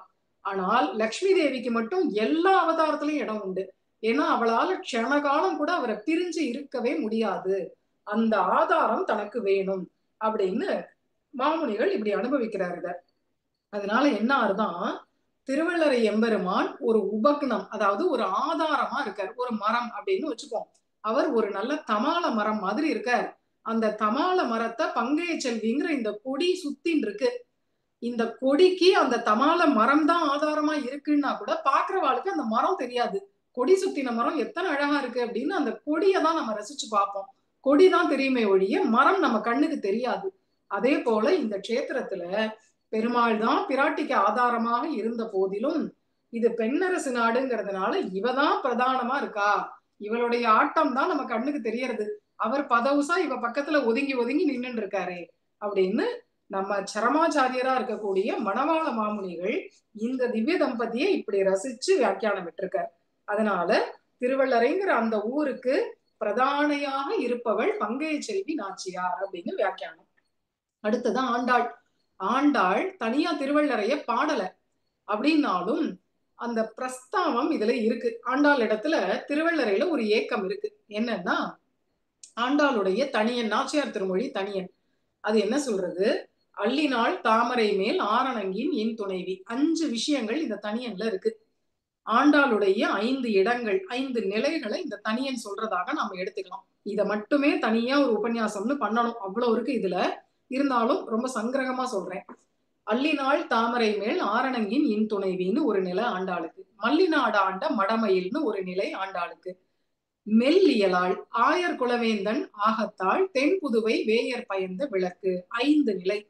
இதுல அள்ளினாள் தாமரை மேல் ஆரணங்கின் இன் துணைவிங்கிறத எங்க பார்க்கலாம், அள்ளினாள் தாமரை மேல் ஆரணங்குன்னா பங்கைய செல்வி. பங்கைய செல்விக்கு இந்த ஊர்ல ஆண்டாள் ஒரு சகிய போல இருக்கா, தோழிய போல இருக்கா. இத நாம திருவள்ளரையில பார்க்கலாம். இந்த இதுக்கு தனியனிட்டவர் திருக்கண்ணமங்கை ஆண்டாள். திருவள்ளரையில இந்த அழகை நாம பார்க்கலாம். லக்ஷ்மிக்கு ஆண்டாள் தோழியை போல் இருக்கும் அழகு, அதை நாம இங்க பார்க்கலாம். மல்லிநாடாண்ட மடமையில், அதை ஸ்ரீவில்லிபுத்தூர்ல பார்க்கலாம். ஸ்ரீவில்லிபுத்தூருக்கு தான் மல்லிநாடுன்னு பெயர். அதை அப்படியே ஆட்சி பண்றா, அது ஒரு பெண்ணரசு நாடு, அது பூமி பிராட்டிக்கு, அந்த அழகை அங்க பார்க்கலாம். மெல்லியலாள் ரொம்ப முக்தமான சுபாவம் உடையவள். இத நாம சோலைமலையில பார்க்கலாம். ஏன்னா தலிக கைங்கரியம் பண்றாங்க ஆண்டாள். அதனால மூலவர் ஆண்டாள் உடைய ஒரு சேவையே எப்படி இருக்கும்னா, குந்திட்டு அமர்ந்து மணப்பெண் மாதிரி குத்துக்காலிட்டு அமர்ந்து அந்த தலிக பண்ற ஒரு அவசரம் எப்படியோ அந்த திருக்கோலத்துல அங்க ஆண்டாள் இருப்பா. அதனால மெல்லியலாள் அப்படிங்கிறவள் திருமாலிருஞ்சோலை ஆண்டாள். ஆயர் குலவேந்தன் ஆகத்தாள் பிருந்தாவன ஆண்டாள். பிருந்தாவன விகாரிய தானே ஆசைப்பட்டா. ஆயர் குலவேந்தன் ஆகத்தாள். ஆயர் குலவேந்தனா பிருந்தாவன விகாரியான கண்ணன் யாரையும் தாலி கட்டி கல்யாணம் பண்ணிக்கல. ஆனால் அவனுக்கு ஆத்துக்காரியா போகணும்னு இவ ஆசைப்பட்டிருக்கா. அதனால இந்த ஆண்டாள் பிருந்தாவன ஆண்டாள். தென் புதுவை வேயர் பயந்த விளக்கு. பெரியாழ்வார் யாருக்கு இந்த விளக்க தான் ஆத்துல ஒரு விளக்கு இருக்கு, இப்படி ஒரு ஞான தீபம், இந்த ஆண்டாள்ங்கிற விளக்கை யாருக்கு கொடுத்தார்? ஸ்ரீரங்க தெம்பெருமானுக்கு. அதனால இந்த கடைசி ஆண்டாள் ஸ்ரீரங்கம் ஆண்டாள் அப்படின்னு 5 ஆண்டாளுடைய நிலைகள். இதெல்லாம் இந்த தனியனை வச்சுட்டு பார்த்தோமானா இதுல முதல்ல லக்ஷ்மியின் இன் துணைவி, ஆரணங்கின் இன் துணைவி அப்படின்னு இருக்கக்கூடிய கோதையை நாம திருவள்ளரையில காணலாம். இன்னொரு விஷயம் என்னன்னா, பெரியாழ்வாருடைய திருத்தகப்பனாருக்கு பூர்வீகம் திருவள்ளரை தான். பெரியாழ்வாருக்கே பூர்வீகம். பெரியாழ்வாருடைய தாய் தகப்பனார் முதல்ல திருவள்ளரையில தான் இருந்தா. அங்கேருந்து அவ ஸ்ரீவில்லிபுத்தூருக்கு ஏதோ காரணத்தினால இடம் மாறிட்டா. இப்ப நாமெல்லாம் ஊர் மாதிரி அட்ரஸ் சேஞ்ச் பண்ணிக்கிறோம் இல்லையா? அது போல ஏதோ ஒரு கைங்கரிய நிமித்தமாக இங்க ஸ்ரீவில்லிபுத்தூருக்கும் ஆட்கள் வேணும், பூர்வசிகர்கள் வேணும் அப்படின்னு அவர் அப்ப இடம் மாறிட்டார். ஸ்ரீவில்லிபுத்தூர் வந்து அவதரிச்சவர் பெரியாழ்வார். பெரியாழ்வாருக்கு ஆண்டாள் அவதாரம் பண்ணினா. அதனால இவாளுக்கெல்லாம் பூர்வீகம் எப்ப திருவள்ளரையோ அப்ப திருவள்ளரை தாயாருக்கு இவள் சகி அப்படின்னு சொல்றதும் பொருத்தமான அர்த்தமே. அதனால இது ஆண்டாளுடைய தனியன்ல இருக்கக்கூடிய ஒரு தாயார் பிரஸ்தாவம். தொண்டரடி பொடியாழ்வார் சேட்டை தன்மடியகத்து செல்வம் பார்த்திருக்கின்றீரே அப்படின்னு இவருடைய பாசுரத்துல ஒரு வாக்கியம் வருது. முன்ன நாம பார்த்தோம் பங்கைய செல்வியினுடைய ஸ்தானங்கள் என்னென்ன அப்படின்னு பார்த்துன்னு வந்தோம். பக்கத்துல இருக்கா, மார்புல இருக்கா, லக்ஷ்மி கஷேத்திரம்னு திருவள்ளரையில இருக்கா அப்படின்னு எல்லாம் பார்த்தோம். அவள் நீங்கிற இடம் அப்படின்னு ஒண்ணு இருக்கு. அதை இங்க ஆழ்வார் சொல்றார். சேட்டை அப்படின்னா மூதேவின்னு அர்த்தம். ஜேஷ்டா அப்படின்னு அதற்கு சம்ஸ்கிருத பெயர், தமிழ்ல அதற்கு சேட்டை அப்படின்னு பெயர். மூதேவி. அந்த மூதேவி தான் பங்கைய செல்வி நாச்சியார் நீங்க கூடிய இடமா. மூதேவி எங்க இருக்காளோ அங்க லக்ஷ்மி இருக்க மாட்டா. அதனால ஒரு புராண வாக்கியம் நமக்கு என்ன சொல்றது? அலக்ஷ்மிச்ச மயா புரோக்தா பத்னியா துஸ்ஸகஸ்யச்ச நாராயண பதம் தியாத்வா நஷ்யந்தே வன சம்சயா அப்படின்னு ஒரு புராண வாக்கியம். என்னன்னா, அதாவது ஒரு உருவகப்படுத்துறது புராணம். துஸ்ஸகன் அப்படின்னு ஒருத்தன் இருக்கான். பொறாமை அப்படின்னு அவனுக்கு தமிழ்ல பெயர், சான்ஸ்கிரிட்ல அவனுக்கு துஸ்ஸகன் அப்படின்னு பெயர். அவனுக்கு ஒரு மனைவி இருக்கா. அவ பெயர் அலக்ஷ்மி அப்படின்னு சம்ஸ்கிருதத்துல பெயர், தமிழ்ல மூதேவின்னு பெயர். இவா 2 பேரும் இணை பிரியாத தம்பதியா இருக்கா. நாம திருவள்ளரையில திவ்ய தம்பதி இணை பிரியாம இருக்கான்னு சொன்னா அழகா இருக்கு. ஆனா இந்த புராணம், லிங்க புராணம் என்ன சொல்றது? இந்த துஸ்ஸகனும் அலக்ஷ்மியும் இணை பிரியாம இருக்கா, தம்பதியா இருக்கா, இணை பிரியாம இருக்கா அப்படின்னு சொல்றது. அப்ப என்ன அர்த்தம்? பொறாமை இருக்கிற இடத்துல மூதேவி தான் இருப்பா. பொறாமையும் மூதேவியும் இணை பிரியா தம்பதிகள். பொறாமை இருக்கிற இடத்துல மூதேவி இருப்பா, மூதேவி இருக்கிற இடத்துல பொறாமை இருக்கும். இந்த இடங்களை விட்டு பங்கைய செல்வி நீங்கிடுவா. அதுல இருந்து என்ன தெரியுது? பங்கைய செல்வி நாச்சியார் நம்ம இடத்துல வரணும்னு யார் ஆசைப்பட்டாலும் பொறாமை இல்லாம இருந்துட்டா தாயார் வருவா. தாயார் வந்தா பின்னாடியே பெருமாளும் வந்துருவார். அவர் தான் ஸ்ரீலோலன்னு பின்னாடி எல்லாத்துக்கும் வராரு இல்லையா? எப்படியாவது தாயார வரவழைக்கணும்னு ஆசைப்பட்டா நாம அதுக்கு என்னென்னமோ பண்றா. பெருமாள் கோவிலுக்கு போய் பிரதட்சணம் பண்ணிட்டு உட்காராம ஆத்துக்கு வந்துட்டா தாயார் கூட வந்துருவாங்கிறா. அப்படியெல்லாம் ட்ரிக்கு பண்ணி ஏமாத்த முடியாது. ஹிருதயத்தை பொறாமை இல்லாம சுத்தமா வச்சுட்டாச்சுன்னா தாயார் நம்ம ஹிருதயத்துக்கு வருவா. அது ஏற்கனவே புண்டரீகாட்சனுடைய ஸ்தானம், கூடவே பெருமாளும் வந்துருவார். அப்ப நமக்கு என்னன்னா, நம்ம நினைவுகள் பேச்சு எல்லாமே புண்டரீகாட்ச பரமாவே ஆயிடும். அதனால பொறாமை இல்லாத இடத்தில் மகாலட்சுமி இருப்பாள், பொறாமை இருக்கிற இடத்தை விட்டு நீங்கிடுவா அப்படிங்கறத இங்கே தொண்டரடி பொடியாழ்வாருடைய பாசுரம் நன்னாவே நமக்கு தெரிவிக்கிறது. திருப்பானாழ்வார் இவர் என்ன பண்ணார்? பெருமாளுடைய கண்ணழகுல இவர் அளவுக்கு எந்த ஆழ்வாரும் ஈடுபடல. கரியவாகி புடை பறந்து மிளிர்ந்து செவ்வரியோடி நீண்ட பெரியவாய கண்கள் அப்படின்னு இவர் அளவுக்கு கண்கள்ல நாச்சியார் கூட இப்படி வர்ணிக்கல. இவ்வளவு நரேட் பண்ணல கண்ணுக்கு. அந்த அளவுக்கு இவர் ஈடுபட்டிருக்கார். இவருடைய ஈடுபாட்டுக்கு யாரோ ஒருத்தர் வழிகாட்டியா இருக்கணும் இல்லையா? அது யாருன்னா பங்கைய செல்வி தாயார் தான். ஏன்னா அவர் புண்டரீகாட்சன், அவரையே இவ தன்னுடைய கண்ணால கட்டி போட்டு வச்சிருக்கான்னா இவ எவ்வளவு ஈடுபட்டிருப்பா, இவளுடைய கண்கள்ல அவர் எவ்வளவு ஈடுபட்டிருப்பார். அதனால தாயாரை எப்பவுமே சொல்லும் போது அசிதேக்ஷனான்னு சொல்றது, மையார் கருங்கண்ணி. அந்த மையுண்ட கண்களால அப்படியே பெருமாளை பார்த்துட்டே இருந்தா பெருமாள் அப்படியே மயங்கின்னு இருப்பாராம் இவகிட்ட. இவளும் பெருமாளுடைய கண்ணழகுல அவ்வளவு ஈடுபட்டு இருப்பா. தாயார சொல்லும் போதே என்ன பொதுவா கண்ணழகி அப்படின்னு சொல்றதுதான் பெரும்பாலும் ராமாயணத்துல நிறைய இடங்கள்ல தாயார கண்ணழகியா தான் சொல்றாரு வால்மீகி பகவான். அந்த கண்ணழகி அவளும் ஈடுபடக்கூடிய ஒரு அழகர் யாருன்னா பெருமாளுடைய அந்த கண்கள், புண்டரீகாட்சன் அவருடைய அந்த கண்கள்ல தான் அவரும் அப்படி தாயாரும் அப்படி ஈடுபடக்கூடிய கண்கள் அப்படின்னா அது பெருமாளுடைய கண்கள். அப்போ திருப்பாணாழ்வாருடைய ஈடுபாட்டுக்கு இந்த கண்ணழகுல ஈடுபடுறதுக்கு வழிகாட்டி யாருன்னா பங்கைய செல்வி தாயார் தான். ஏன்னா 108 இந்த க்ஷேத்திரத்துலதான் இந்த பெருமாளுக்கு புண்டரீகாட்சன்கிற பெயர் 108 இந்த ஒரு க்ஷேத்திரத்துலதான், அதாவது திவ்ய தேசங்கள்ல இந்த ஒரு க்ஷேத்திரத்துலதான். தாயாருக்கு பங்கைய செல்விங்கிறதும் திவ்ய தேசங்கள்ல இந்த ஒரு க்ஷேத்திரத்துலதான். பேர்ல கூட ஒரு தனித்துவம் இருக்கு இங்க. இந்த ஜோடியினுடைய திருநாமம் வேற ஒரு திவ்ய தேசத்துல உண்டுன்னு நம்ம பார்க்க முடியல. ரெங்கநாதன் ரெங்கநாயகினா 2-3 க்ஷேத்திரம் இருக்கு அது போல. ஆனா புண்டரீகாட்சன் பங்கைய செல்விங்கிறது இந்த க்ஷேத்திரத்துலதான். அந்த அளவுக்கு ஒரு தனித்துவமா இருக்கு எல்லாத்துலயும்.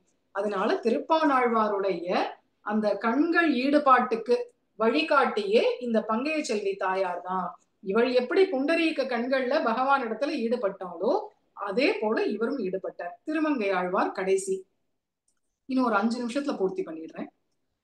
வாம்பரியுக மன்னர் தம் உயிர் செக ஐவர்கட்கு அரசளித்த காம்பினார் திருவேங்கட பொறுப்பனின் காதலை அருள் எனக்கு மாம்பொழில் தளிர் கோதிய மடக்குயில் வாயது துவர் பெய்த தீம்பலங்கனி தேனது நுகர் திருவள்ளரை நின்றானே. இந்த க்ஷேத்திரத்துக்கு திருமங்கை ஆழ்வாருடைய மங்களாசாசனமே இருக்கு. 10 பாசுரம் ஒரு பதிகம் இருக்கு. இருந்தாலும் இந்த பாசுரம் ரொம்ப முக்கியம். ஏன்னா நம்ம உடையவர் இந்த பாசுரத்துல ரொம்ப ஈடுபட்டிருக்கார்.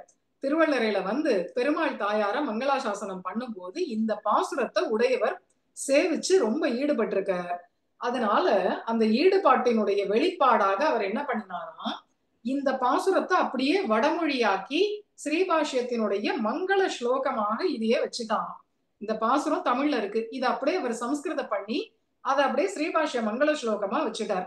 ஏன்னா நின் காதலை அருள் எனக்குன்னு இருக்கு இங்க வாக்கியம். உன்னுடைய தேவரீருடைய திருவடிகள்ல பரம பக்தியை எனக்கு அருள் புரிய வேண்டும். பரம பக்தின்னா அந்த பிரேம பக்தின்னு சொல்றோமே அது. பிரேம பக்தி கிடைச்சிருதுன்னா நமக்கு என்னெல்லாம் பிரதிகூலம் இருக்கோ அவ்வளவும் நீங்கிடும். கட்டுக்கடங்காம ஒரு ஆறு வரும்போது குப்பசத்தை எல்லாம் அடிச்சுன்னு போயிடும். அதே போல பெருமாள் இடத்துல காதல் பெருக்கெடுத்ததுன்னா எல்லா தடையும் நீங்கி நமக்கு நம்ம விரும்பின கைங்கரியம் கிடைச்சிடும் அப்படிங்கிறது இதற்கு அர்த்தம். இது அப்படியே இந்த அருளி செயல் சந்தைய எம்பெருமானார் ஸ்ரீபாஷ்யத்துல மங்கள ஸ்லோகத்துல வைக்கிறார். பிரம்மணி ஸ்ரீனிவாசே பவது மம பரஸ்மின் ஷேமுஷி பக்தி ரூபா அப்படின்னு இதனுடைய தமிழாக்கம் தான் இந்த பாசுரம். இந்த பாசுரத்தினுடைய வடமொழியாக்கம் தான் இந்த ஸ்ரீபாஷ்ய மங்கள ஸ்லோகம். பரபிரம்மமான ஸ்ரீனிவாசன் இடத்தில் எனக்கு பக்தி ரூபமான ஞானம் உண்டாகட்டும் அப்படின்னு எம்பெருமானார் மிகவும் ஈடுபட்ட திருவள்ளரை பாசுரம் இந்த திருமங்கை ஆழ்வாருடைய பாசுரம். இதுலயும் தாயாருடைய பிரஸ்தாவம் இருக்கிற பாசுரமா பார்த்து ஈடுபட்டிருக்கார் உடையவர். இது ஒரு பெருமை. இதை தவிர எம்பெருமானார் ஸ்ரீரங்கத்துல அவருக்கு மாதுகரத்துல விஷம் வச்சு அன்னம் இட்டுட்டான். ஒரு கதை தெரியும் எல்லாருக்கும். விஷம் வச்சு அன்னம் இட்ட போது எம்பெருமானாருக்கு அது ரொம்ப மனசுல ஒரு வருத்தத்தை உண்டாக்கிடுது.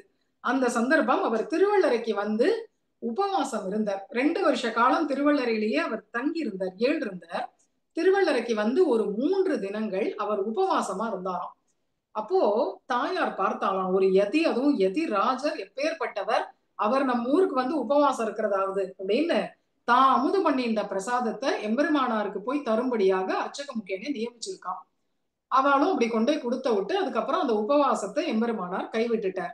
அதனால இன்னைக்கும் ஒரு வழக்கம் என்னன்னா, திருவள்ளரையில தாயாருக்கு அமுதுபடி பண்ணின அந்த பிரசாதங்கள் எம்பெருமானாருக்கு நைவேத்தியம் பண்றது அப்படின்னு ஒரு வழக்கம் இருக்கு. திருவள்ளரையில இது ஒரு வழக்கம். அவதார காலத்துல நடந்த சரித்திரம். அந்த 3 தினங்கள்ல உபவாசத்தை கைவிட்டார் உடையவர். ஸ்ரீரங்கத்துல நிலைமை சரியாகல. அதனால 2 வருஷ காலம் திருவள்ளரையிலேயே தான் அவர் தங்கி இருந்தார். எப்படி அங்க தொண்டை மண்டலத்துல தேவபெருமாளும் பெருந்தேவி தாயாரும் காப்பாத்தி கொடுத்தா அந்த இவர் இடத்துல யாதவ பிரகாசர் இடத்துல இருந்து, அதே போல இங்க சோழ தேசத்துல திருவள்ளரை திவ்ய தம்பதிகள் உடையவரை 2 வருஷம் வச்சுட்டு இருந்து காப்பாத்தினோம். எப்படி இருந்திருக்கும் அந்த காலம்? அரவத் தமிழினோடும் அரவிந்த பாவையும் தாடும் அப்படின்னு அந்த க்ஷேத்திரமே அப்படியே திருப்பார்கடல் போல இருந்திருக்கும். அரவத்தமிழி உடையவர் இருக்கார், அரவிந்த பாவை நாச்சியார் இருக்கா பங்கைய செல்வி. அதனால அப்ப 3 பேருமா எப்படி இருந்திருப்பா? ராமாயண காலத்துக்கே போயிருப்பா. அப்படி 2 வருஷ காலம் உடையவர் இந்த க்ஷேத்திரத்துல தங்கி இருந்தார். நம்பெருமாள் அதற்கு பிறகு திருவரங்க பெருமாள் அரையரை அனுப்பிச்சு உடையவரை அழைக்கிறார். அப்போ உடையவர் கிளம்பணும், ஊரை விட்டு திருவள்ளரையில இருந்து கிளம்பணும். அரையர் என்ன பண்றார்? இன்னுயிர் சேவலும் அப்படிங்கிற அந்த திருவாய்மொழி பதிகத்தை வாசிச்சு உடையவர் அழைச்சிட்டு போறார். அதை சேவிச்சு உடையவர் அழைச்சிட்டு போறார். இன்னைக்கும் திருவள்ளரையில அரையர் சேவை உண்டு. நித்தியப்படி இந்த பதிகத்தை சொல்லி அழைச்சிட்டு போனதுனால நித்தியப்படி சேவா காலத்துல கோவில் திருவாய்மொழி போல இந்த பதிகத்தையும் சேவிக்கிறது அப்படின்னு திருவள்ளரையில இது ஒரு நடைமுறை வழக்கமா இருக்கு. திருவள்ளரையில உடையவர் தங்கி இருந்த அந்த காலத்துல 2 வருஷ காலத்துல கவனிக்கிறார். பங்கைய செல்வியார் ஸ்ரீகாரியத்தையும் கோவில் தரிசன நிர்வாகத்தையும் கவனிச்சுட்டு இருக்கார். இங்க இருந்துட்டே ஸ்ரீரங்கத்தையும் கவனிச்சுட்டு இருக்கார். திருவள்ளரையில ஸ்ரீரங்கத்தை ரொம்ப அவர் மிஸ் பண்ணிட்டார். அந்த நேரத்துல ரொம்ப தாப்பப்பட்டுட்டார் எம்பெருமானார். அந்த நேரத்துல தாயார் சன்னதியில தாயாருடைய நியமனத்தினால் ஒரு துவாரம் பிலம் ஒண்ணு ஏற்படுத்தி அங்கேருந்து ஸ்ரீரங்கத்தை தரிசனம் பண்ணும்படியாக உடையவருக்கு நியமனம் ஆச்சு. தாயாருடைய நியமனம். இன்னைக்கும் பார்த்தா தனிக்கோவில் தாயார் சன்னதியில ஒரு பிலம் இருக்கும், ஒரு துவாரம் ஒண்ணு இருக்கும், ஒரு சதுரமா ஒரு துவாரம். அந்த துவாரத்து வழியா பார்த்தா ஸ்ரீரங்கம் ராஜகோபுரம் இன்னைக்கு நமக்கு சேவை ஆகும். உடையவர் காலத்துல இன்னும் நன்னாவே அப்போ இன்னும் கொஞ்சம் இயற்கை நன்னா தெளிவா இந்த ஓசோன் பிரச்சனை, இந்த பொல்யூஷன் எல்லாம் இல்லாம இருந்திருக்கும் இல்லையா? அப்போ இன்னும் நன்னாவே ஸ்ரீரங்க சேவை அவருக்கு கிடைச்சிருக்கும். அதனால என்னன்னா எம்பெருமானார் 2 வருஷ காலம் திருவள்ளரையில தங்கி இருந்து பங்கைய செல்வியார் நிர்வாகத்தையும் கவனிக்கிறார், தரிசன நிர்வாகத்தையும் பார்த்துட்டு இருக்கார். அப்போ உடையவர் ஒரு விஷயத்த கவனிக்கிறார். ஸ்ரீரங்கத்துல நம்பெருமாள் அமுதுபடி பண்ணிக்கிறது அவ்வளவு போறலன்னு ஒரு மனக்குறை இருக்கு எம்பெருமானாருக்கு. ஏன்னா ஸ்ரீரங்கத்துல தினமும் எம்பெருமானார் என்ன பண்ணுவார்? தலிக பெரிய பெருமாளுக்கு கொண்டுட்டு போகும்போது அந்த துவாரபாலகால ஒட்டி வந்து நின்றுடுவார். தலிக அம்சியாகி வெளியில வந்த உடனே அந்த கூடையை அங்கேயே வைக்க சொல்லி அந்த துணியை விலக்கி திறந்து பார்ப்பார். அப்ப அப்படியே கண்ணீர் விடுவாராம். அந்த அமுது பண்ணின்றதுக்கு ஏதான அடையாளம் காட்டக்கூடாதா? ஒரு குழி மாதிரி ஏதான அடையாளம் காமிச்சிருக்க கூடாதா அப்படின்னு கண்ணீர் விடுவாராம் உடையவர். அதனால அவருக்கு என்ன தோணித்து, அவ்வளவு திருப்தியா நம்பெருமாள் உகந்து அமுது செய்யல போல இருக்கு அப்படின்னு அவருக்கு மனசுல பட்டுது. ஆனா அவருக்கே திருவள்ளரையில வந்திருந்த 2 வருஷ காலத்துல இந்த ஊர்ல பெருமாள் நன்னா சாப்பிடுறாரே, சாப்பாட்டு ராமன் பா, இங்க சாப்பாட்டு புண்டரீகாட்சனா இருக்காரே, இந்த ஊர்ல பெருமாள் நன்னா சாப்பிடுறார் அப்படின்னு ஏன்னு கவனிக்கிறார். பார்த்தா அவருக்கு தோன்றது பூமா மலர்மங்கை மனநோக்கம் உண்டான். அவர் சாப்பிடுறது என்னன்னா பிராட்டியினுடைய கட்டாட்சம். பிராட்டியினுடைய கண்ணழக பார்த்துட்டே என்ன போட்டாலும் சாப்பிட்டுட்டே இருக்கார், சாப்பிட்டுடுறார். திருப்தியா சாப்பிடுறதுக்கு காரணம் இந்த பிராட்டியினுடைய கட்டாட்சம் தான் அப்படின்னு புரிஞ்சுட்டார். அதனால என்ன பண்ணினாராம்? பிராட்டி பரிகரமா இருக்கக்கூடிய ஒரு 4 பேர்களை தான் ஊருக்கு போகும்போது அரையர் வந்து இன்னுயிர் சேவல் சொல்லி கூட்டின்னு போறச்சு 4 பேர்களை கூட்டின்னு போயிட்டார். கூட்டின்னு போய் ஸ்ரீரங்கத்து மடப்பள்ளியில உட்கார வச்சு திருவள்ளரையில தலிகை பண்ற மாதிரியே இங்கேயும் பண்ணுங்கன்னு ஏற்பாடு பண்ணினாராம். அவளும் அதே போல திருவள்ளரையில பண்றாப்புலயே ஸ்ரீரங்கத்திலையும் பண்ணினார்கள்.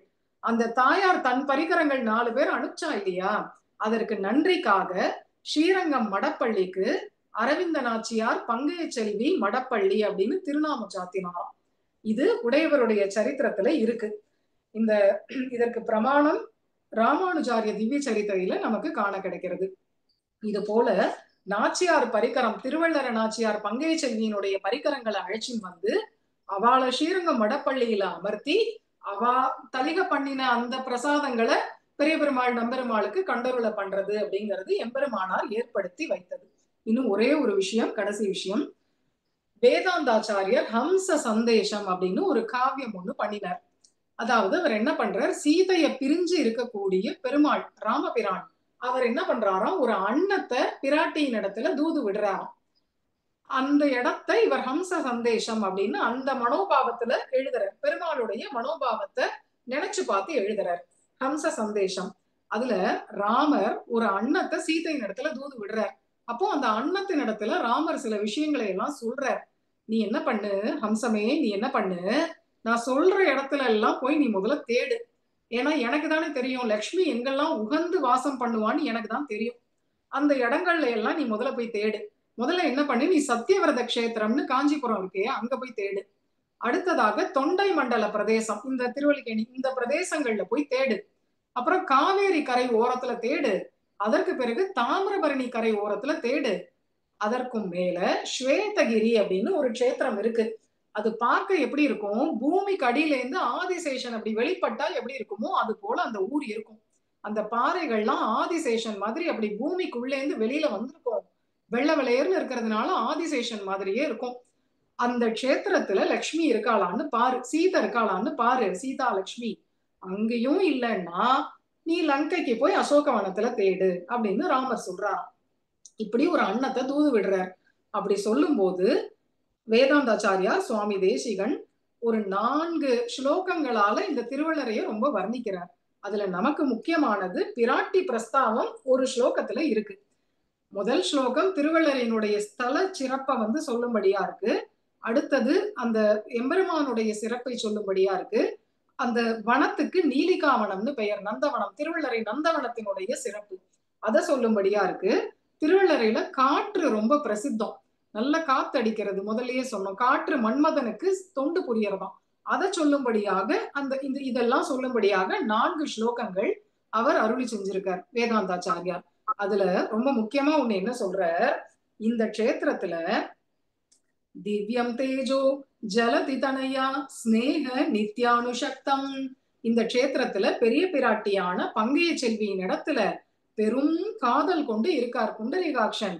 அதனால அவர் எப்பவும் அவளை பிரியாம அப்படியே தேஜஸ்கரமா இருக்கார். அந்த அங்க உள்ள அந்த பரபிரம்மம் எப்படி இருக்கு, புண்டரீகாட்ச பரபிரம்மம் தேஜோமயமா இருக்கு. அந்த பரவஸ்து எப்பவும் பங்கைய செல்வியை பிரியாத பரம்பொருளாக உள்ளது அப்படிங்கிற அர்த்தத்துல இந்த ஸ்லோகத்தை அருளி செய்யறாராம். நாம முதல்லயே சொன்னது போல திருமலையில பிராட்டி நான் பெருமாளை பிரிய மாட்டேன் அகலகில்லேன் இறையும்னு சொல்லிட்டு இருக்கா. இது ஒரு பெருமைன்னு நாம சொல்றோம், உண்மைதான், சத்தியம்தான். நாமளே அப்படித்தானே இருக்கோம். இப்ப பிராட்டி அப்படி இருந்தா ஒரு ஆச்சரியம் என்ன? அப்படிங்கும் போது இந்த ஊர்ல திருவள்ளரையில இந்த பங்கஜவல்லி நாச்சியாரை நான் பிரியவே மாட்டேன்னு பெருமாள் இருக்காராம். அப்போ இந்த இந்த பெருமையை பார்த்தா என்ன தோன்றது, திருமலைய காட்டிலும் இந்த க்ஷேத்திரம் இன்னும் ஏற்றமுடையது. அங்கேயாவது ஸ்ரீனிவாசன், இங்க ஸ்ரீதரன். ஸ்ரீனிவாசன் அப்படின்னா லக்ஷ்மி பிரியாம இருக்கக்கூடிய நாயகன், ஸ்ரீதரன் அப்படின்னா லக்ஷ்மியை பிரியாமல் இருக்கக்கூடிய நாயகன். அதனால ஒரு பெரியவாச்சான் பிள்ளை தனியன்ல ஒண்ணு உண்டு, யத் கடாட்சைக லட்சியானாம் சுலப ஸ்ரீதர சதா. பெரியவாச்சான் பிள்ளை கடாட்சத்துக்கு இலக்கானவர்களுக்கு ஸ்ரீதரனான பகவான் சுலபன் அப்படின்னு அதுக்கு அர்த்தம். அடியன் இதை எப்படி அர்த்தம் பண்ணிக்கிறது, பெரியவாச்சான் பிள்ளை கடாட்சத்துக்கு என்னுடைய அடியன் தாத்தா அடியனுடைய பாட்டனார் புத்தூர் சுவாமி இலக்கானார். அதனால திருவள்ளரை எம்பெருமான் அவருக்கு சுலபன் ஆனான். அதே பெரியவாச்சான் பிள்ளை கடாட்சத்துக்கு அடியேனும் ஒரு சிறு பாத்திரம் ஆயிருக்கேன், அபிமானினி ஆயிருக்கேன். அதனால திருவள்ளரை எம்பெருமான் அடியேன் விஷயத்திலையும் பிரசன்னமா இருக்கார் அப்படின்னு அடியன் அனுபவிக்கிறது. இதெல்லாம் ஒரு ரசோக்தி, ஒரு பாவ வைச்சித்திரியங்கள். மேலும் ஸ்ரீதர சதா, அதாவது சுலபன் பெரியவாச்சான் பிள்ளை கடாட்சமும் ஸ்ரீதரனான பகவான் கடாட்சமும் ஒண்ணு பிரிக்க முடியாது. பெரியவாச்சான் பிள்ளை கிருபைக்கு நம்ம பாத்திரம் ஆயிட்டோம்னா திருவள்ளரை எம்பெருமானான ஸ்ரீதரன் நமக்கு கிடைப்பார். இவர் திருவள்ளரை எம்பெருமான் கடாட்சத்துக்கு இலக்காயிட்டா பெரியவாச்சான் பிள்ளை நமக்கு கிடைப்பார் அப்படின்னு இது ரெண்டும் ஒண்ணுக்கு ஒண்ணு தொடர்புடையது அப்படின்னு இந்த திருவள்ளரை எம்பெருமான் திருவள்ளரை பிராட்டியார் பங்கைய செல்வி நாச்சியாருடைய இந்த அனுபவம் இந்த உயர்ந்த ஸ்ரீராம நவமி தினத்தில் நீங்கள்லாம் கேட்டுக்கொண்டபடி சிற்சில வார்த்தைகள் அவகாசத்துக்கு ஏற்ப அனுபவிக்கும்படி கிடைத்தது. நமக்கு பங்குனி உத்திரம் கூடி வந்துருக்கு. அந்த உயர்ந்த தினத்தில் இந்த அனுபவமானது நம் அனைவருக்கும் திருவள்ளரை திவ்ய தம்பதிகளுடைய பகவத் அனுபவத்தையும் கைங்கரியத்தையும் புங்கானு புங்கமாக வர்ஷித்து தந்தருள வேணுமாக ஆச்சாரியன் திருவடியினைகளை பிரார்த்தித்து தலை கட்டுகிறேன். ரக்தாப்ஜ பத்ர நேத்ராய ஸ்வேதாச்சல நிவாசினே ஸ்ரீ விஷ்ணு சித்த நிதயே நித்ய ஸ்ரீர் நித்ய மங்களம், நித்ய ஸ்ரீர் நித்ய மங்களம்.